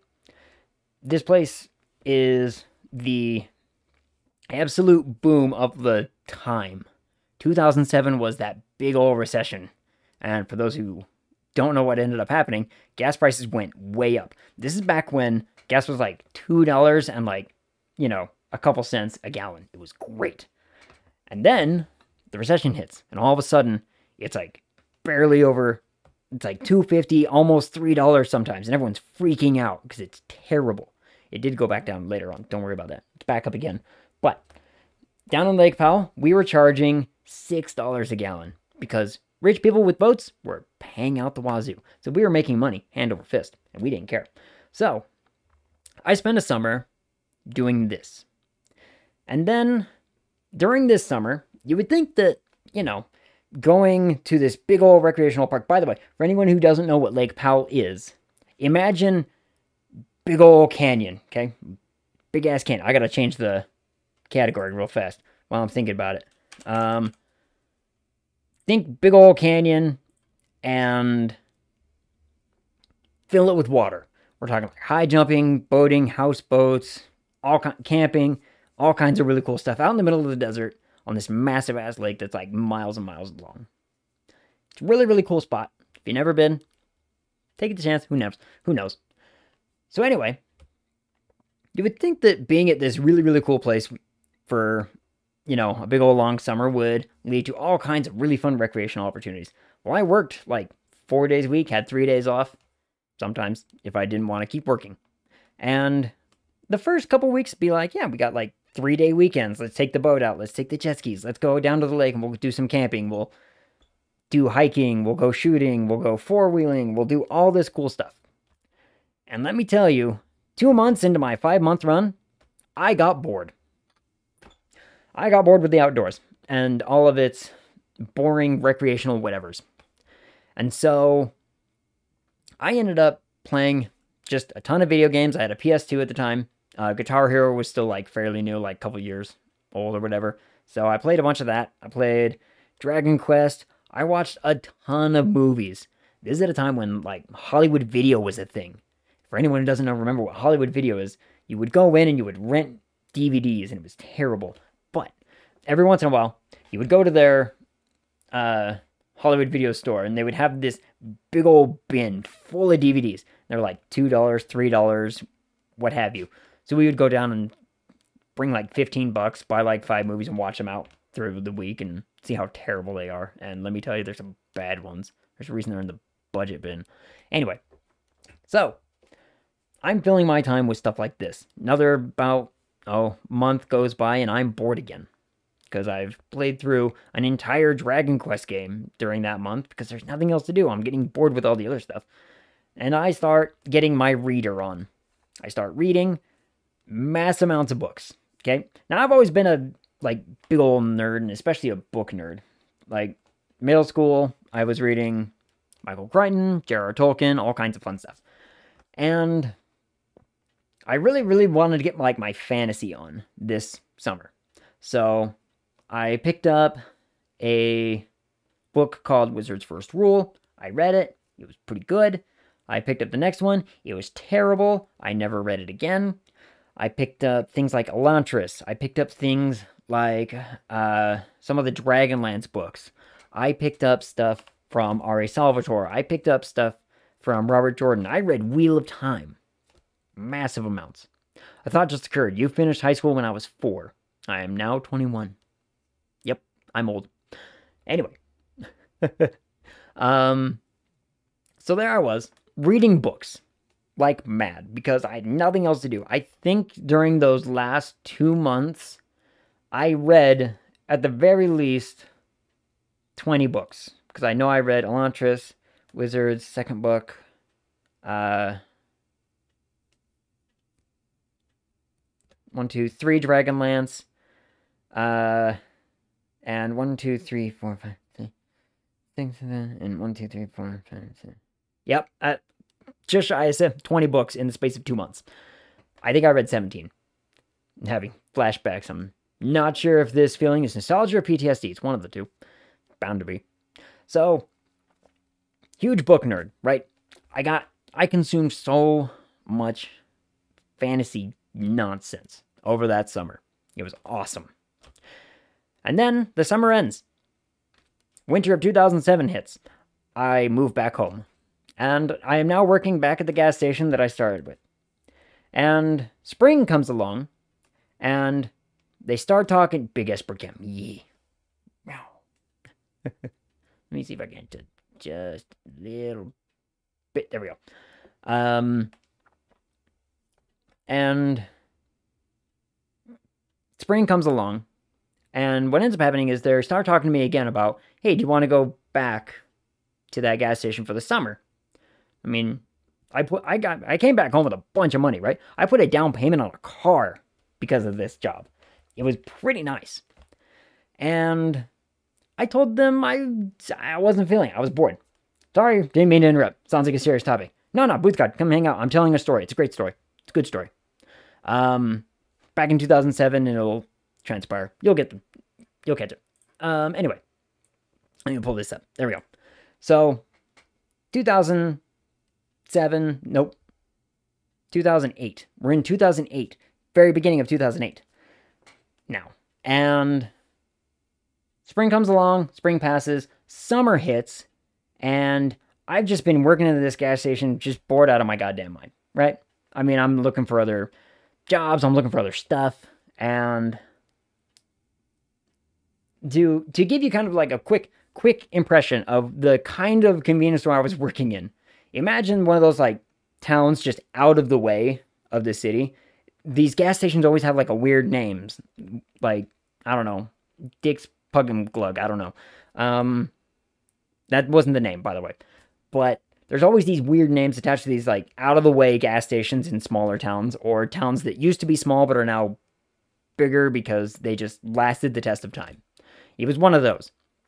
We had the gas station, and then like literally inside of that same gas station, we had a sandwich shop just like to the right of us. And so we'd always, it's a very, very small building, but there's 2 different locations kind of working out of it. It wasn't bad, but it was boring as hell. And especially in the summer. Summer is just absolute dead. All the rich people in this little town are kicking it out and getting out. Pretty sure you told me at least part of this story. Part of it, yes. And that was the year. So summer hits, And the sandwich shop has a new manager. And he's coming in like early mornings, about the same time that all of a sudden I am working the super early morning shifts. Like, we're talking, I get in at 5:30 a.m. and I'm there till 12:30. It's a long, early shift. It sucks. But I'm there early, and then I get there at like 5:30. I get coffee ready. People come in, get their donuts, get out of the way. Cool. I don't have to deal with them anymore. It's fabulous. And then the new manager over there comes in, refreshes the whole little sandwich shop company thing.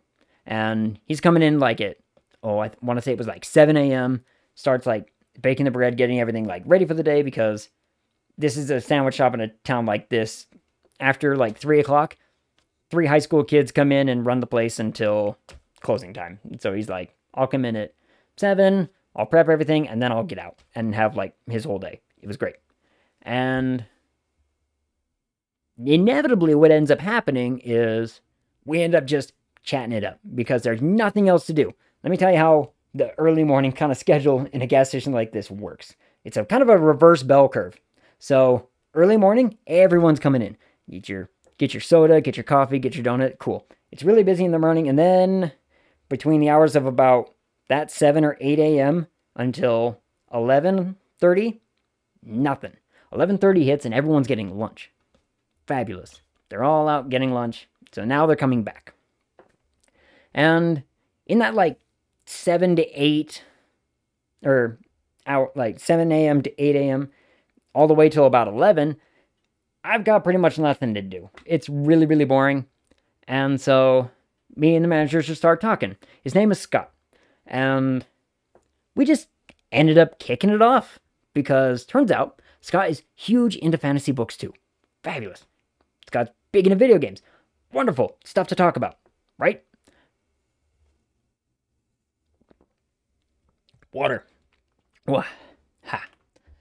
And so we just kick it off. We just start talking about stuff. I just ended a summer of reading like 17 books all about fantasy. And, he'd read some of them, not all of them. I recommended him some books. He recommended me some books. We ended up just like sharing a bunch of like movies, video games. And the best part about it all is Scott played Dungeons and Dragons. I played Dungeons and Dragons back in high school. Well, sort of. So back in high school, I like had attempted because I was interested. I used to go to a local game shop for like cards. I was playing Magic the Gathering at the time, and I played Yu-Gi-Oh for like a couple years, and then I fell out of that and I played Magic. So, which honestly probably is the story for a lot of Magic players, and former Yu-Gi-Oh players. So I just was playing, stuff like this. But back in high school, I didn't have a group to really play Dungeons and Dragons with. So what was I supposed to do? Like, we played a couple games over at the card shop. Dudes at the card shop would like run a session or two, and then it would inevitably fall apart because, no one actually really likes the DM because he's kind of meh. And some of the players are kind of meh. And so inevitably I just end up being like, I'll just read the books and I'll, try to find a group. This is back in again, 2008. We're talking, you got to go out and socialize. You got to find these people. There's no internet where you can just be like looking for a small group in localized area code. It didn't work out that way. At least not that I had tried. Then again, I didn't actually attempt it. Either way, details. So, Scott played Dungeons and Dragons. We talked about Dungeons and Dragons. All of a sudden, I have someone I can chat to about this game that I've been like super interested in actually exploring, but never really gotten like the massive amounts of opportunity to do so. And he invites me over because he's like, it's great. He's been playing since high school himself. And so just like even before high school. So he invites me over. He says, I'm getting a group together. It's just be you and one other friend to, kind of ease you into it because you don't have a ton of experience. And I was like, that sounds fabulous. I'm in. It was sold. And so I go over to his house and I end up meeting another friend of who would become a friend of mine. His name is Rex. And we just start playing. Like, we roll right into it. He just absolutely, like, brings me into his little, role-playing world, and just away we go. It was absolute blast. Never had as much fun playing Dungeons & Dragons as, like, those first few sessions when I'm just, like, really, brand new to the game, and I get to like learn all these cool things, and I'm reading, and he's giving advice, everyone's giving advice, and it was absolutely fantastic. And for a good chunk of time there, like after that, we just ended up hanging out like all the time. Let me tell you how difficult it is to gain friends as an adult. Remember before when I was talking about being in high school and all your friends are like moving away and stuff's happening and people are going to college, and some people can like keep hold of like one from high school, right? You kept that one. I didn't have anybody from high school. I had family, and family's great. Hanging out with family's fun, but I didn't really have any like mainstay friends. A lot of my better friends had moved on and out of the state. So making friends in adult life is rough. So I latched on. Could say I latched on to like Scott and Rex and the eventual group that we would build around ourselves, right? And we would just hang out all the time. Sometimes on evenings after work, because again, we both get out at like, well, I get out at 12:30, he gets out at 3, and we got like the whole day. We could go do stuff. And so we would do that. We would hang out at his place. I met his wife Melissa. She was super nice, very, very sweet, wonderful cook. Oh my goodness. Second best cook I've ever met. Second best. And I met his young daughter. Jessie for short. And Jessie was only about 1 year old when I met Scott for the first time. And yeah, like she would hang out with us. She'd just be sitting on the floor while we're like role playing, and Scott had this like big oversized dice that he would let her have, and she would drop the dice and it would roll and she'd giggle and everyone would be absolutely ecstatic about it. It was super, super cute. And yeah, things just kind of progressed that way for a good long while. Jessie is a teen now. Join me in feeling old. Boy, howdy, let me tell you, we're getting to a point where I'll get there. It's a very, very good story. One of my favorite parts. Through the years of the stories you've told me, I'm connecting some dots here. There's a few dots. Anyway, so, stuff just kind of goes from there. Every weekend we're playing D&D. Some nights we're playing video games. What ends up happening is we're playing games like one of our absolute favorite games was Star Wars Battlefront 2. For anyone who remembers this game, back on the old Xbox and Xbox One, Star Wars Battlefront 2 was our favorite game. We would just get on together. We'd have the split screen going on, playing PvE, because we didn't actually care about playing against other people. We didn't really care about playing against each other either, because we were like not super competitive, but we were having a lot of fun playing the PvE and like hardest difficulties and whatnot. On that note, found out recently, because we would go to my friend Rex's house and we would play it on his Xbox One, right? He still has the hard drive with Star Wars Battlefront 2 with all of our old accounts still attached to it. All of our stats are still there. It's crazy. Fun fact, you can LAN party that game on every single Xbox. Yup, sure can. Play a lobby where every player is on a different generation of hardware. It's fabulous. Still love that game, actually. We've tried playing it through, like, they have some, like, mods and PC stuff. They're actually pretty janky and pretty bad. But, yeah. One day we'll figure that all out. Anyway. So, what ends up happening is we're playing a bunch of this, we're playing a bunch of that, we're playing D&D all the weekends. About a year of this kind of goes by, we're just hanging out, we're making, friends, getting just friends. Anyway, about a year goes by, and Scott starts falling into a divorce. And it's really, really hard on him. And remember the time when I was talking about, like, you latch on to friend, right? I was latched. So naturally, I was there for my friend. I was like, dude, like, we'll hang out. We'll do nothing if you want. We'll just kick it, watch movies. Whatever. Anything to help him, like, get through this. And he was having a rough time of it. It hit him pretty hard, actually, all things considered. But we came out of it the better. Once the divorce was finalized, we ended up playing D&D. Sometimes, honest to goodness, we played Dungeons and Dragons for... This was 2009. We were playing Dungeons and Dragons, I think, 5 days a week for at least a month and a half. Right after his divorce. Like, he just needed distraction. His brain needed to be shut off. And we were there for it. We were like, sure, I'm in. Didn't matter if we were playing with, like, my friend Rex, or our friend Ty, or our friend Sean, or our friend Brian. All these people that he had, like, introduced me to that we had gathered in and whatnot. Sean and Brian had been friends of his for a long time, so it made sense. Rex is a fairly new friend of his and new friend of mine, so we're like, that's fine. Met a few other people, but it kind of fell out. Who knows? And so we're playing games. And we played. I kid, 5 days a week. I think back on it, I'm like, dear Lord, we actually did that. For a month and a half, 5 days a week, we would get together and play Dungeons and Dragons. Because Rex was in school, so he didn't have a job. He was on disability from the military. Scott was working his, early morning job. I was working my early morning job. We just had time. And after that month and a half, we took like a 2-month break. We burned ourselves out. It was just shy of 2 months. Probably about the same equivalent time we spent playing. We spent not playing right after that because we burnt ourselves so badly playing this game too much.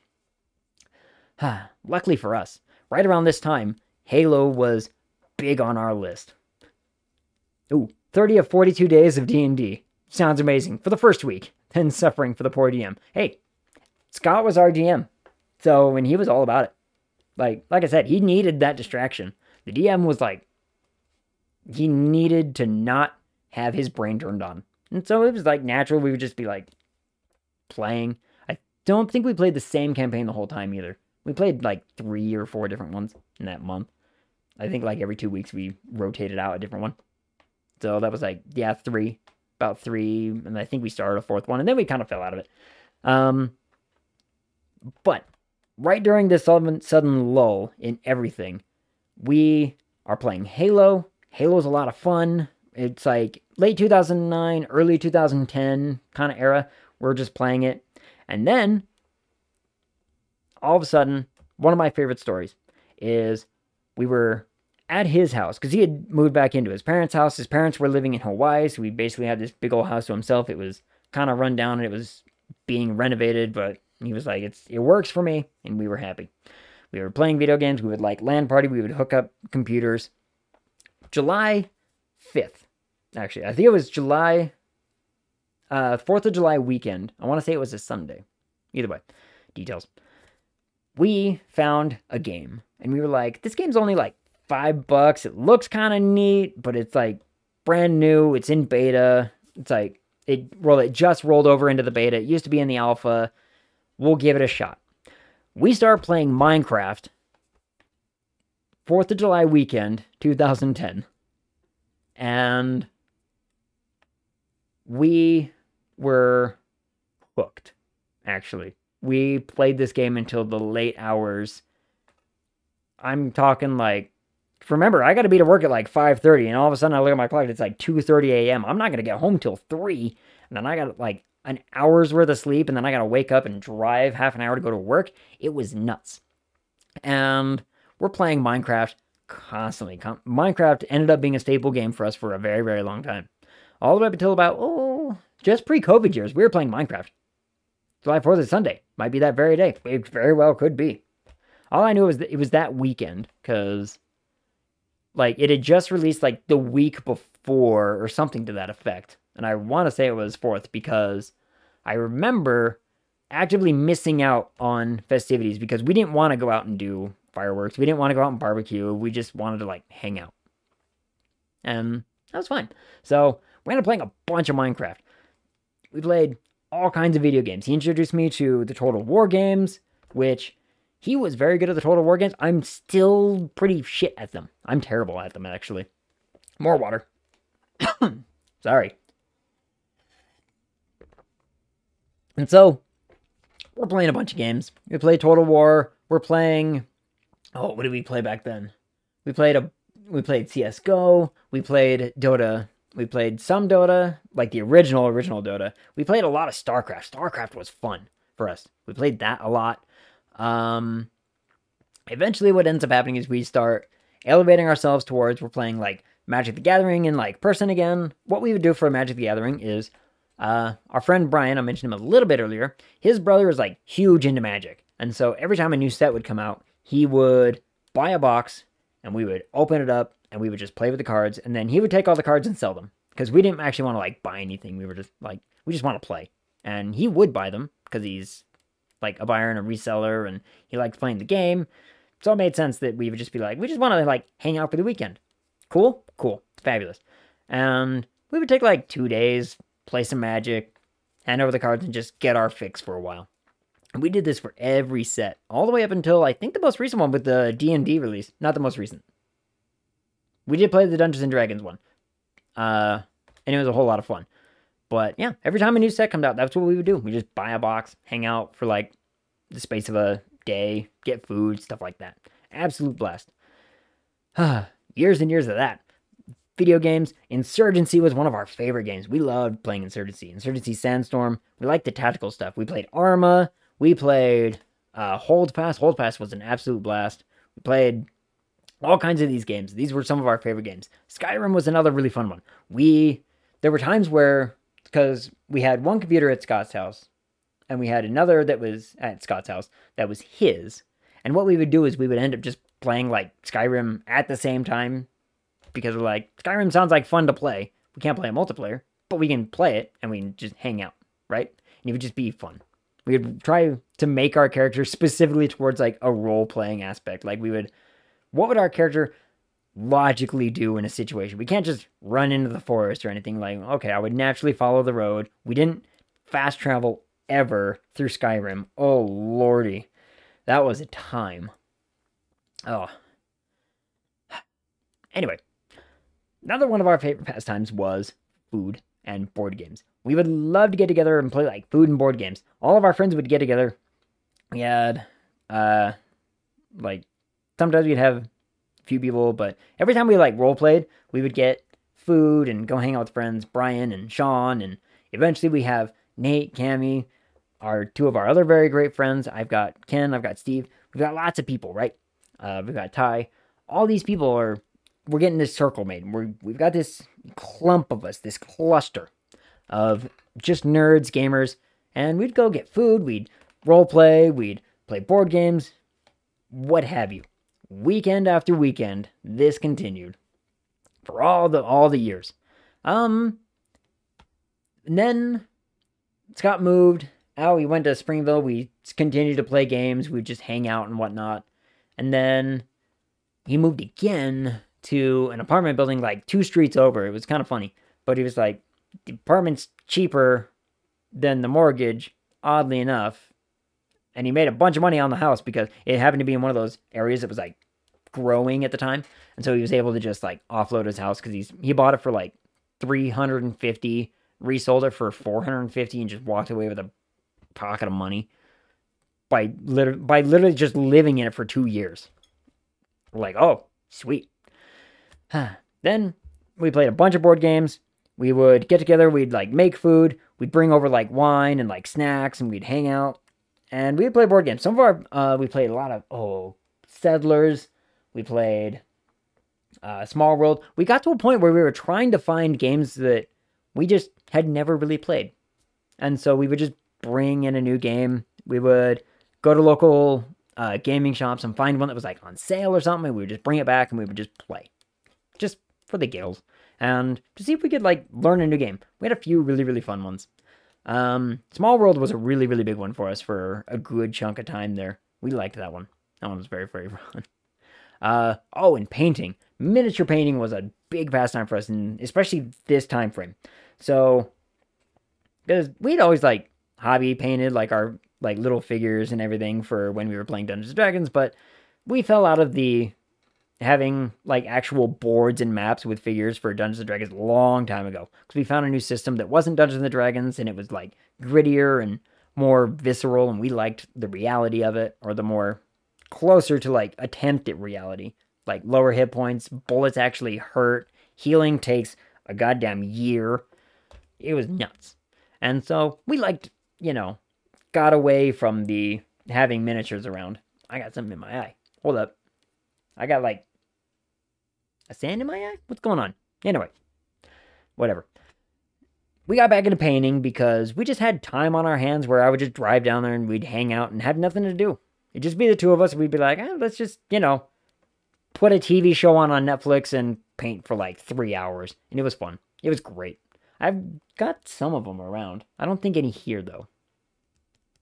I think he still has them, actually. I'm going to have to look into that. So, another big moment that I remember was we played TAC. For anyone who doesn't know what TAC is, there's a book series out called The King Killer Chronicles, Name of the Wind, and Wise Man's Fear, stuff like that.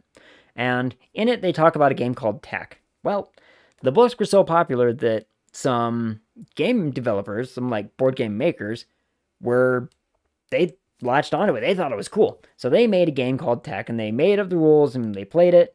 And I had mentioned to Scott at one point, and my friend Alicia, that they had like released this, because we were big fans of the book. And I told him about it. It's like, yeah, they made a game of it. I didn't know the rules. I didn't know how it worked, whatever. But the very, very next week, Scott hands me the box and says, you mentioned it, that you kind of wanted it, like, here you go. And then we played it. We played TAC a lot. We had very, very rudimentary understanding of how to play it, but we would play it on these nights where we would like either paint or do other stuff where we just had nothing to do. We would just like put a show on, grab a drink, and we would just play TAC. Just to like see if we could find good strategies, find bad strategies, stuff like this. Like, we liked finding ways to break games. We did this a lot with like Ticket to Ride, Catan. We'd just find ways to break the game and be like, we found the busted way to play this. It's, just the way it goes. And then, of course, we're role-playing. Every weekend, we're role-playing. The list of characters, oh my god. I still have... Oh, did I put it away? Oh, I may have put it away. Hold up. Is it over there? It's over there. Hold on. I got this. Watch this. Everyone had one of these.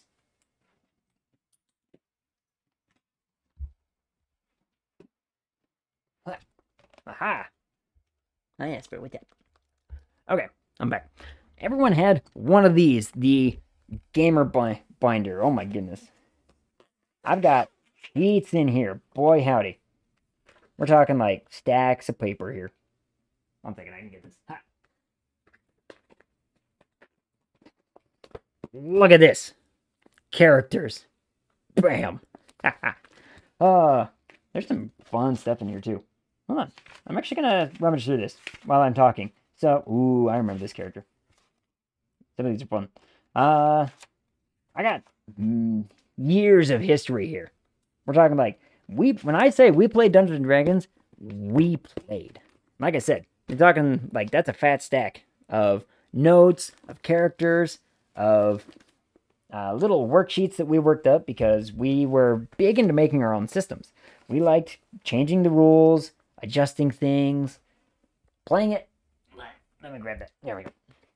And it goes back in.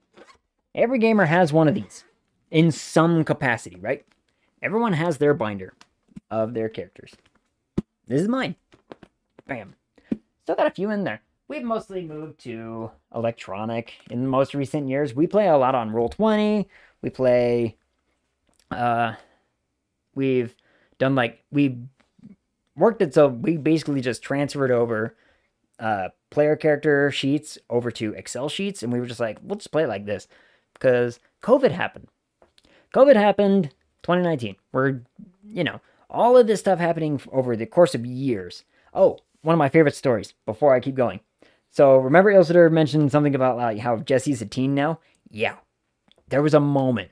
Because she was visiting, and I think it was like over one of the holidays, or it might have been summer. And we got together. We loved hanging out with Jessie. Jessie's one of my favorite people. She is great. And she would come hang out with her dad over the summers and over certain holidays. I think it was the summer because I remember it being warm. And in passing, I remember saying something along the lines of like, because it's one of those things where kids hit that growth spurt and all of a sudden they're just taller. And I was just like, I remember like last year you were here and you were like, a whole foot shorter than you are now. And I just remember like saying it in passing, it's just like the shock and the time difference, right? And Scott made a comment. He's just like, fun fact, and he's talking to his daughter, and he's just like, did you know that I've known Chris almost as long as I've known you? And I was just like, oh, when you put it into perspective like that, that's weird. And we both had a bit of a chuckle over it. We both talked about it for a bit. Hi, Esper. Hey, what you doing? You're getting caught in the wire, sweetie. Yeah. Okay. Little bug. All right. Let me see if I can't. Wait, where'd it go? There it is. Pop. Okay. Fine. Anyway. So that was one of that's one of my favorite little stories because it puts into perspective just like, wow, we can actually see time passing. Jessie was a great, she was our stone that just showed the time frame, and it was bonkers. It was weird to us at the time. She's off to Minnesota. The cat? Yeah. She'll make it. It'll be fine. She'll make it in time. So, COVID happens. COVID was a rough time for us because all of a sudden, we can't get together as often. We would break the rules all the time. Remember, the height of COVID, everyone was like, you can only have 3 people in your house at a time. And everyone's like, I've got a family of 5, dumbass. Well, okay, but you can't have visitors more than 3 people at a time. And we were just like, whatever. So we would get together sometimes, but with all the new restrictions and we couldn't go out and get food, to go out and eat was such a hassle. We're just whatever. This is when we started really playing video games online and role-playing online. Everything kind of just went to the at-home computer for those, stretchy years. 2019 was a weird year. Then 2020 was an even weirder one because that was the height of the COVID and everything. Stresses were absolutely to the roof. Everyone was freaking out. Nobody can get along. Cats and dogs fighting in the streets like mad. And what ends up happening is we move everything into online kind of focus. Everything goes to online. It's a pain, but we ended up actually kind of enjoying it almost a little bit more. But now that the COVID eras have dimmed down, diminished, whatever. Cat, stop staring at it. Stop. I'll come over there and fight you. Oh, I'm gonna fight. I'm gonna fight this cat. Stab it. Stab it. Yeah. I'm gonna kick your butt.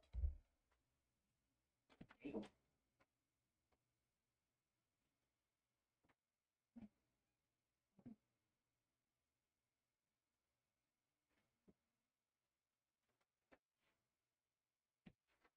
There is no halfway right now. We gotta have the office closed, cat. I can't help it.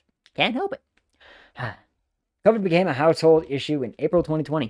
2019, it was just a vague whispering of some virus in China. Yep, that's what I mean. 2019 was a weird year. Other stuff was happening in 2019 that caused all kinds of things to be weird, but once COVID fell into full swing in 2020, that's when everything went absolute mad ham dog shit, right? 2020 was when we moved over to strictly online playing. It was fine. It was whatever.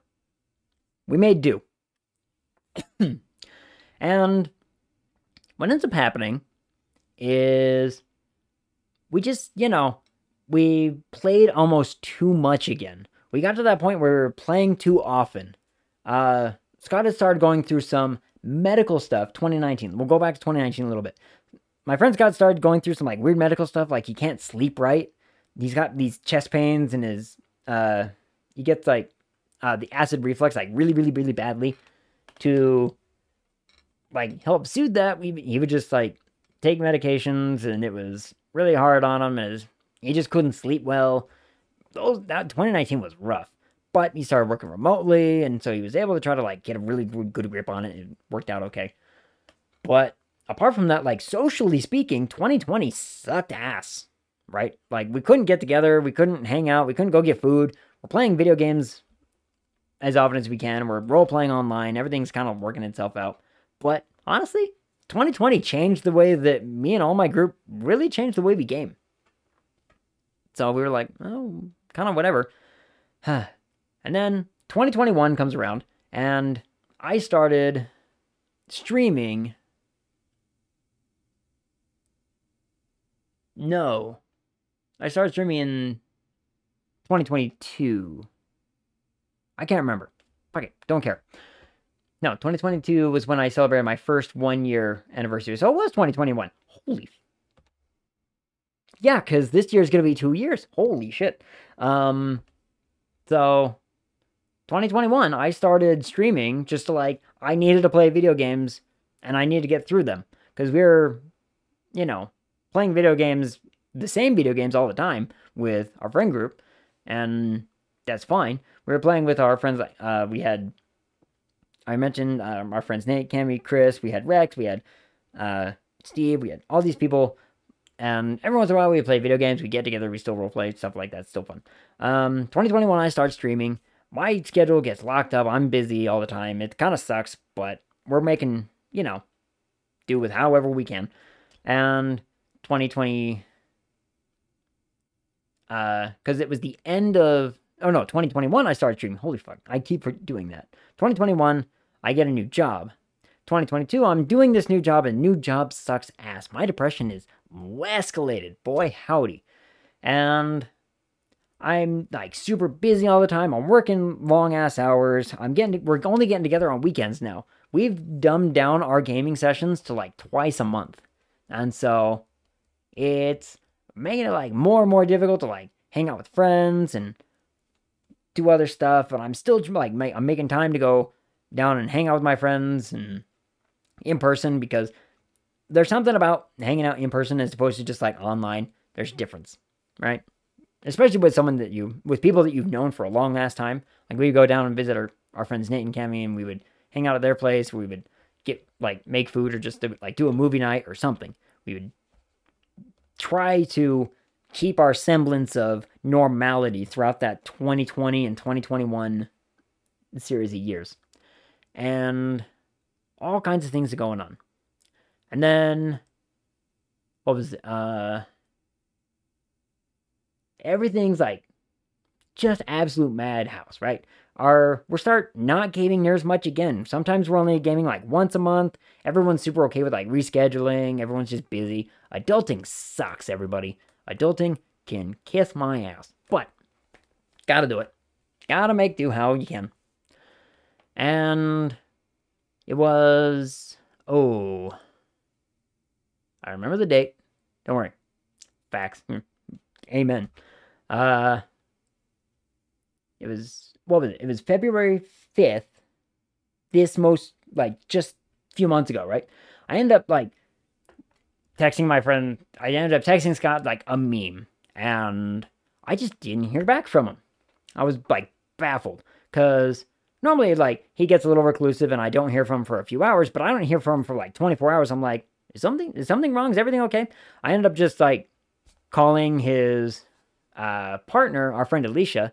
And I was just like, is he okay? Like, he hasn't answered my meme or my texts or anything for, like, a couple days now. And she told me, he's been, like, really sick today. And we're just like, oh, that's weird. Like, how sick? Are we talking, like, I'll come over and, you know, see how sick he is. I threatened to basically drive, like, 2 hours. Because I'm over at work in another town. I've got, like, a 1-hour commute.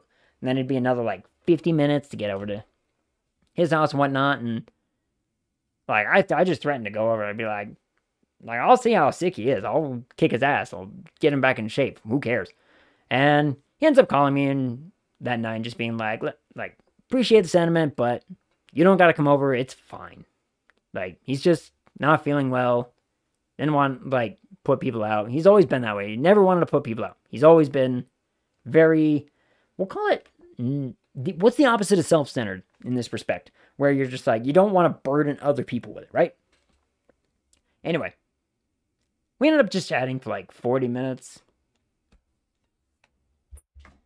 And, yeah, it was a good talk.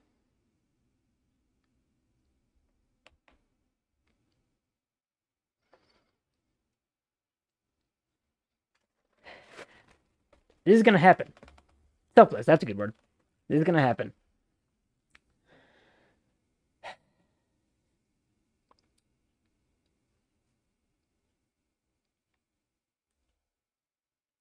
On February 10th, the 4 days later, this was on the 6th I talked to him, right? Talked to him on the 6th. Everything's fine.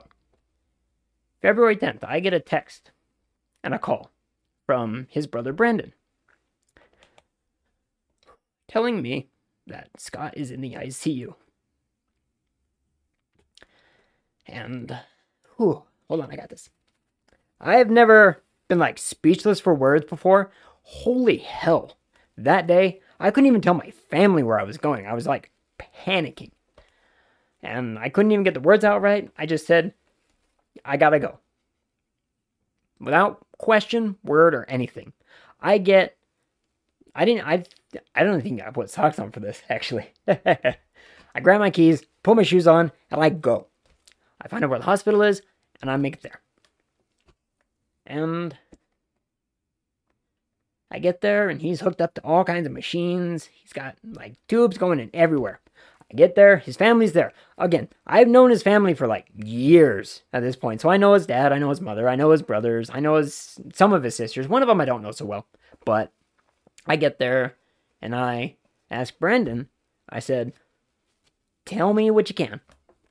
And Scott is in the ICU, fully sedated, by the way. So he's got, for anybody who's never seen someone like fully sedated, like glazed over expression, can't move, but they're awake, but not awake at the same time. Like, so that's what happened. Never asked. I figured it was bad. Yeah. So I asked Brandon what's going on. Brandon tells me he's got acute liver and kidney failure. And they're doing like everything. They got him hooked up to a big old machine that is basically like doing all the work for him, right? This machine's doing everything. Circulating his blood, circulating everything you can. And everyone's like in panic mode. Like they called Melissa and Jesse that very day when they got the news that he was going to the hospital. And they flew up. They drove in from, they live out of state.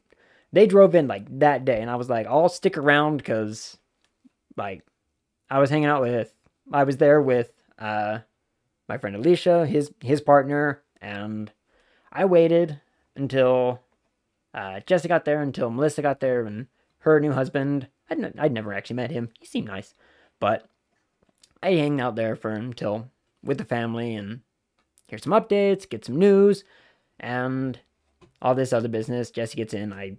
We hug. She says, "How's it going?" We chat a little bit.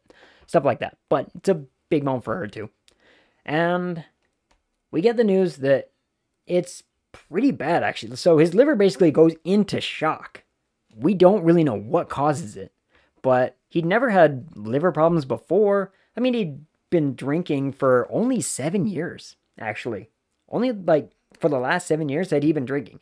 Doctors basically say the kind of damage that he's going through, we only see this in people who have abused alcohol for like decades. So they're in absolute astonishment. They have no clue what's going on. And we're just absolutely baffled. So they get immediately, like, they're in contact with another hospital with one of the best liver hospitals in the nation. I think it's like third or second best in the absolute nation, is over in Salt Lake City. Or close to. Doesn't matter what it is.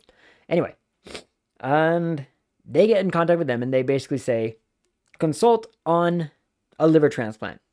Tell us what you can. They agree to do a consultation. It's going to take a couple days. They're going to, get him transferred over. They've got him hooked up to all this stuff. They get him transferred and they're like, okay, since he doesn't have a history of any of this, like, we're going to get him on the transplant list and we're going to escalate it because it's, looking pretty bad. They get him to the top of the list. As soon as they get a liver coming in, he's going into surgery. Everything's going to be fine. He's going to get the transplant. So they get him in. This was, what was it? He was scheduled to go in for surgery February 9th? No. Because he went in on the 10th. I discovered this on the 10th. It was the 16th. They got him scheduled. They got a liver. Okay? He's scheduled for operation 11 p.m. at night. I don't know why doctors always do this. It's 24-hour clocks for them. So they get him scheduled. They get him into surgery. And one of the longest nights of my life, because we're all sitting there panicking. And I get a text from Alicia that the transplant is a no-go. They get to a point where they've inspected, everything's, done what they can, and his liver's just too far gone. His kidneys are completely shot. His pancreas is no more.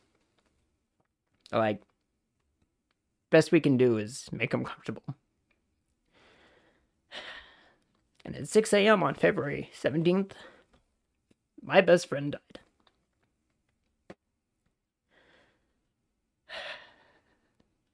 And it was hard. It was a really, really rough time. And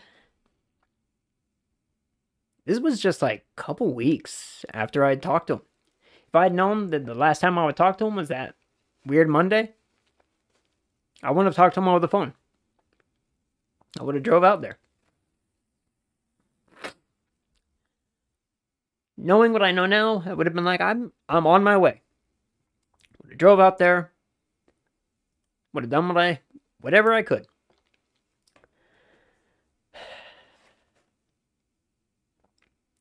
Anyway, there was a time there for a while where, you remember I didn't do streams. I wasn't super active anywhere. I was going through some stuff. I had the Plague Pals help me out. We missed a couple streams with them because of me, and I felt terrible, right? But I tried to schedule stuff coming in, and I tried to keep playing games. I tried to keep spirits high, because, what else can you do, right? What else do you do? And, yeah. His funeral was scheduled for a week later. We had, the perfect Pinewood box for him. He had always talked about how he just wanted as cheap as he could get. He wanted plywood if you could have gotten away with it. I think his original wish was he wanted to be cremated, but his daughter was the one who, had all the end calls on the decision-making and everything. And she wanted a burial. She wanted people to go visit, and especially her. She's turning, 16 this year. This October, she'll be 16 years old. It's kind of weird and creepy. Or is it 17? Details. I should remember, but right now I'm just blanking on it. I want to say it's 16. Because she's going to be driving. Or is she already? You know what? Details. Don't care. And it was, like I said, so it's been one of those situations where it's I can use her as a perfect gauge of how long we've known each other, because it's however old she is, minus 1 year. So that's why I want to say she's 16, because we've known each other for, no, I'm drawing a blank again. Because I want to say 17 now, because I'm we've known each other for 16 years, since 2008. What's the math? I got a calculator. Calculator. 2023 minus, I said 2008, 15 years. Okay, I was right. 15 years. Either way. 15 years. We've known each other for 15 years. We've gone through all this. Like I said, it was February 17th that I lost my best friend. And honestly, I lost more than family. Let's be honest. You ever have one of those friends where you're just no, I trust this person more implicitly than I do, my actual family. That's kind of where we were. I've never said that I'd be willing to bury a body before, but if he called me up in the middle of the night and was I need a favor, I'd be all right. I got my own shovel. Here we go. It's the family you choose. Yep, exactly. And, that was us. We were the proxy family. He was super out of touch with his own family. He had a religious falling out, and he had all kinds of drama going on with some of his family. He's just he'd pretty much checked out. I think the only person he was talking to was his dad and his brother Brandon. No. He didn't even talk to Brandon much. He talked to Brett. Brett was one of his other brothers, but Brett was the youngest of the family, and so it's different kind of story. Scott was the oldest boy, very middle child.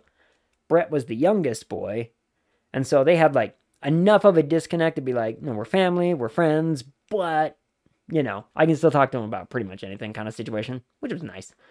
Anyway, we have thought about it quite a bit, actually. And honestly, to goodness, I think if I had to be the opinion of this one, I think it was a lot of his years, because almost as long as I've known him, he's had have a cousin duo named Brandon and Brett. Interesting. I wonder what the dynamic there is. Like, Brandon the older, Brett the younger, or is it the other way around? Anyway, he had like really, really bad migraines through pretty much ever since I known him. Interesting.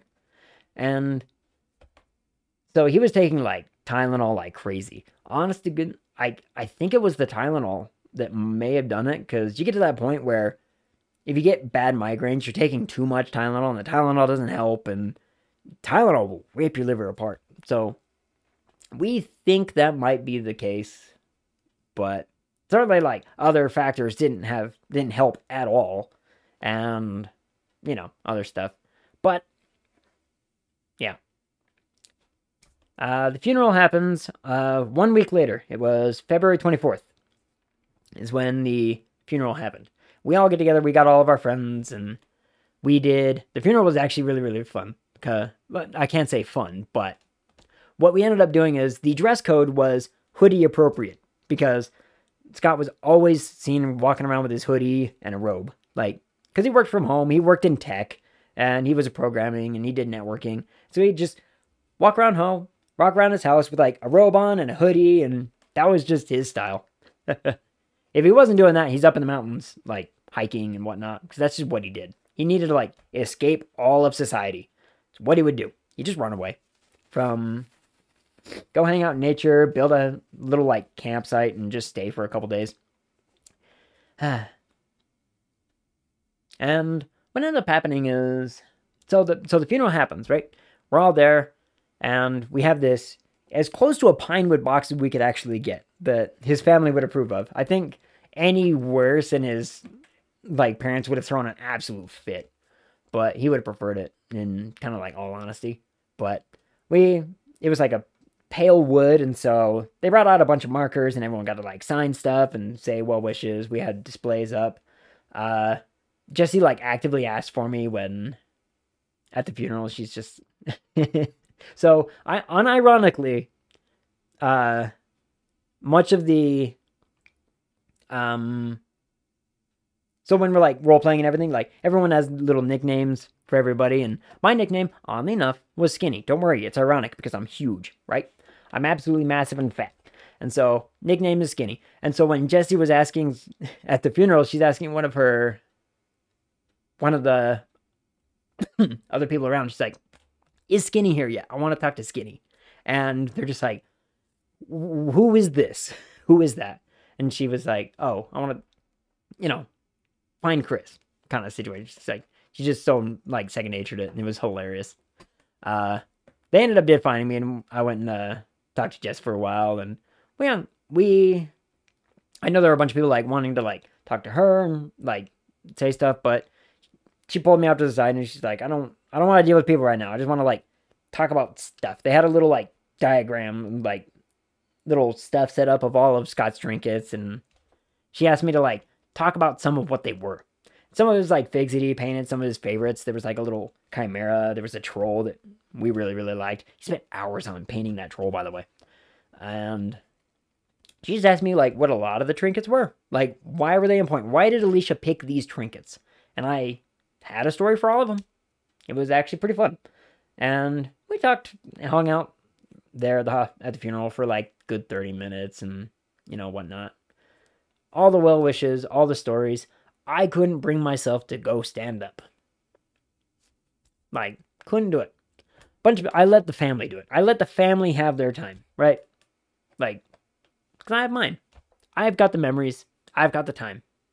And I mean, it's not like I'm sitting here saying everyone was part of every aspect of what we did, but, the memories are mine. And I'm happy about them. Hold on, I can hop that. And yeah. So, like I said, I persevered through the whole streaming thing. I never brought it up because, honest to goodness, pretty much every time it got brought up outside of stream, you ever have those like weird triggers where just something will happen where you're like, Oh, I'm thinking about this again. Oh, okay, go back to the little dark place. Go back to the corner. That would happen a lot. So I kept pretty much, like, I avoided the hell out of it for the longest time. Until, now, where I was finally comfortable enough to say, I think I can talk about this without becoming a blubbering mess. And I've been practicing this. I've been practicing this story on my way home every once in a while. When I'm not practicing, like, voices for Sunday streams or whatever over on Plague Palace, I'm practicing my story. I was like, I'm going to tell my story. I'm going to, like, can I do it? Can I not break apart? Can I not fall apart? I needed to be, like, pitch perfect when I'm by myself before I would even, like, dream of saying stuff like this in front of people. I think I've came through without this pretty well. See? The tissue's still all in one piece. I'm magical. Ha. So, that's my story. Call this my tribute. Do you feel a little better? Yeah. I'm feeling good. Well, not good, but you know what I mean. Like, I'm capable. It's only after everything settles, do the small details add up. Life hits you hard and fast. Doesn't want you to know its next move. Being prepared isn't possible. All we can do is, wait, what is that? Cut each other? Hey, wait a minute. Express ourselves a little slack. Oh, there it is. Okay, I had to finish the sentence to, like, get the context. It was like, hey, wait a minute. Minus that little bit there. All we can do is cut each other. Let's not do that part. So, yeah. Call this my tribute. Grabs knife. Hold on. I don't have the emote on. Damn. Oh, well. I had a command that would actually, like, pull the emote, the cat one with the knife out. I think I broke it, though. Oh, well. I broke it. So, call this my tribute to my friend, my brother, Scott Orgill. Nailed it. Y'all's hunter in memory? Oh, what's happening? What's happening? Did you do a thing? Did a thing happen? Hold on, I don't think I have that strapped up to the... Oh, do I have alerts on this screen? Oh, no, I don't. What happened? There it is. Huh, we switched over. Oh, Boots God, thank you. Thank you so much. You didn't have to do that, Boots God, but thank you from the bottom of my heart for the extra life donation. We're up to 369.69. Ilsidur. Hey. That's a pretty magic number. You know what? I got this. Hold on. Best part, the number has been restored. See? I told you. I was about to say it. Hold on, I need my own link. I can't believe I have to, like, click the thing for my own link.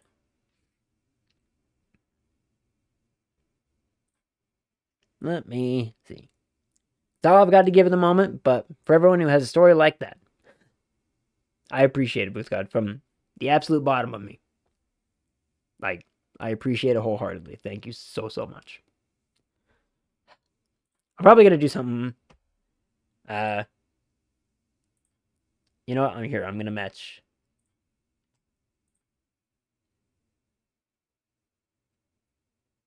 Let's back up here 1 second. I'm going to do it. To my own charity. Here we go. Bam, to my own charity. Who knows, could help prevent another. That's what I thought. However, I did look into it after this all went down. And I was like, we're going to be on this screen for a hot second. I did look into it before, and the hospital that treated him is not on the list for Extra Life, because the one that's on the list for Extra Life is University of Utah and Hospital, and they do massive amounts of, like, research, and they do child cancer prevention, stuff like that. They do a bunch of stuff. Salute you, sir. Salute. This thing's taking 3 years. Come on, thing. Come on. Do the thing. There it goes. Bam. Call this my own contribution. Everyone has now discovered my full name. U of U? Oh, sorry. I have to hate you again. I'm a BYU alum. I went to UVU, actually. I didn't go to the U. I didn't know you went to BYU, Islitter. I guess that kind of makes some sense, though, huh? I don't know. I went to... More side story. I did some partial, lecturing over at BYU because the professor that I interned with when I was at Utah Valley was also teaching at BYU. That was where I met, Brandon Sanderson, in person for the first time. I met Stephanie Meyer for the first time that way. All things considered, I'm stereotypical in many facets. You milquetoast, you. So yeah.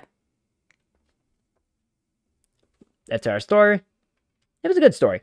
I like that story. Is that a good story? That's the wrong thing. Don't look at that cam. Don't look at the green screen. I got to the right one. I forgot what the hotkey for this particular screen was, but I did one. Oh, wait, we gotta go back. Bam. We're going back. We're gonna wait this one out. It's milk toast, not milk toast. Yeah. I said what I said. I knew what I meant. Don't worry, it's considered a compliment. He knows what he wants. It's a great story. Yep. Gonna have to save this one. This is definitely, the VOD I gotta, keep, right? I'm gonna chop it up, and I'm gonna make Wave edit down all my gameplay and just keep this bit, and he's gonna cry again, because, you know. That's just what it do. Wave with the $15 for the extra life. Thank you so much. I appreciate it. For Scott. Thank you. Can't even tell you, how the amount of stress that, work elevated onto, all this. Because work drama was happening, during all this nonsense. It was such a pain in the ass. What is that more? However, I bought you a game whilst you were playing earlier. Happy late birthday. Oh, thank you. Hey, wait a minute. You're not supposed to remember when that was. Don't you dare tell anybody else in chat. They have contacts. There's ears out there. Emily will find out. God damn. She can't know. She can't know of things. Speaking of birthdays, actually, Scott's birthday was March 6th. So, not too long ago. We were not that far apart. All things, I think there was a 5-year gap, almost to the number between us. I'll make a note. You'll make a note that you know the general time frame. You know it's at least in spring, Yositer. But Emily's gonna find out, and she's gonna be like, "Oh, what? Won't say dates, but roughly this time of year at least. Yeah, it's roughly. So, yeah, March 6th was Scott's birthday, and me and some friends got together to get food and do our own little memoriam. Oh, we have plans. Emily already doxed my birthday last year, so what do I care? You got me there. You got me there. Illustrator's holding all the cards. He's got nothing to lose but all the wins. So what me and my friends are gonna do? I still gotta get down to his house, and I gotta go through all of his stuff, all of his gaming stuff, right? So hear me out. This is gonna be fun. Fun in a memoriam type of way. It's an exact number of days ago. How many? Yeah. Because Scott wanted to be cremated, right? But his daughter didn't want that. His family didn't want that. We were we get it. That's fine. We'll do the thing. I think what number was. Bam. We'll go back to here for a second. I gotta remember what that hotkey is. I know it's one of these. It might be a 7 or a 6 or whatever. Because I know 4 is ending, and I don't want to hit that one. This one's not 3, is it? It's not 3. Anyway. Bam. We'll just go back. I'll do it manually. We'll do it live. So, here's what our plan is. You'll like this. For any of you nerds out there, hit me up and appreciate this one. So, since he wanted to be cremated, we can't do that. So, I'm gonna go down, and we're gonna go through all of his role-playing stuff, all of his characters. We're gonna scan them in. We're gonna keep a digital record of them, right? Everyone's gonna get a copy of his stuff. Should copy the past. We should copy paste the alert box to this screen. I really should. It's not that difficult. Want to tell you before I forget. Yeah, I'll probably do it like right after stream because it's just a situation of like, oh, I'll plug it over. It'll be fine. It's just like I gotta copy paste the whole situation. Anyway, so I'm gonna go over down. We're gonna scan in all of his characters. We're keeping all of his notes separate. I've already started going through some of those. I have a bunch of the digital ones that we already have. But we're going to go scan all of his characters.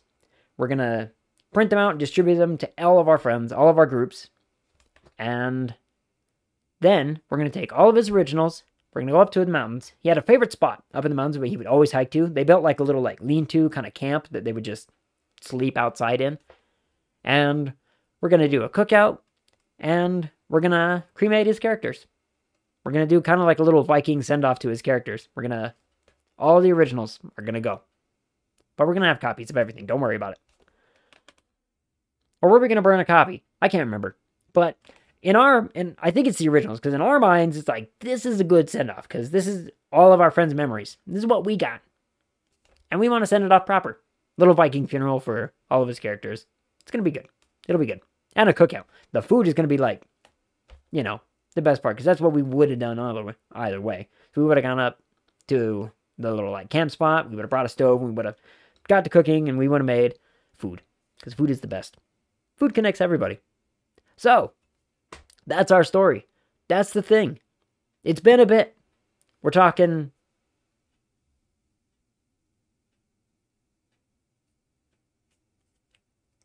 Oh, almost 2 months now since about 2 months since that happened. Because it's the 11th right now, right? Yep, it's the 11th. So, 2 months and a day. Though February's like kind of short, so we'll call it like an even 2 months. Yep. As of next week. Pretty spot on. So, it's taking me a couple months to get really like talk about it, and that's fine. But I did keep mentioning, but like I gotta talk about stuff. I got stuff I gotta cover. Consider filming some stuff. I think I could make it into a video, which is privately shared among your friends. Could be a nice little peek into these precious memories for much later when the details have faded. I might come up with something. I like this little bit. Like, I thought I got through that story pretty well. I covered a whole bunch of topics. I can't show this on screen without, like, tinkering, but I've got, like, a little notepad here with, like, a list of things. I was, like, talking points I want to bring up, you know? And it's, like, there's, like, what, 20 things on there that I talked about? Man, I talked about a lot. What time is it? I went an hour and 15 minutes just telling a story. Holy fuck. Here's what we're going to do. We're going to raid out. I'm going to find... I know where we're going. Don't even question me about where we're going. Because guess what's getting played right now? Golf. Golf is being played right now. You're probably going to hear me in another, like, you know, X amount of minutes playing golf. So, that's going to happen. And it'll be fine. Anyway, thank you so much, everybody. Wave, Boost God, for the donations, for the effort, for the memory. Thank you for sticking around for my story. It was a rough one, but it was a good one. There's always good stories. Find the best stories in any of the bad. You'll always find good light. Thank you. Till I see you again. Talk to you.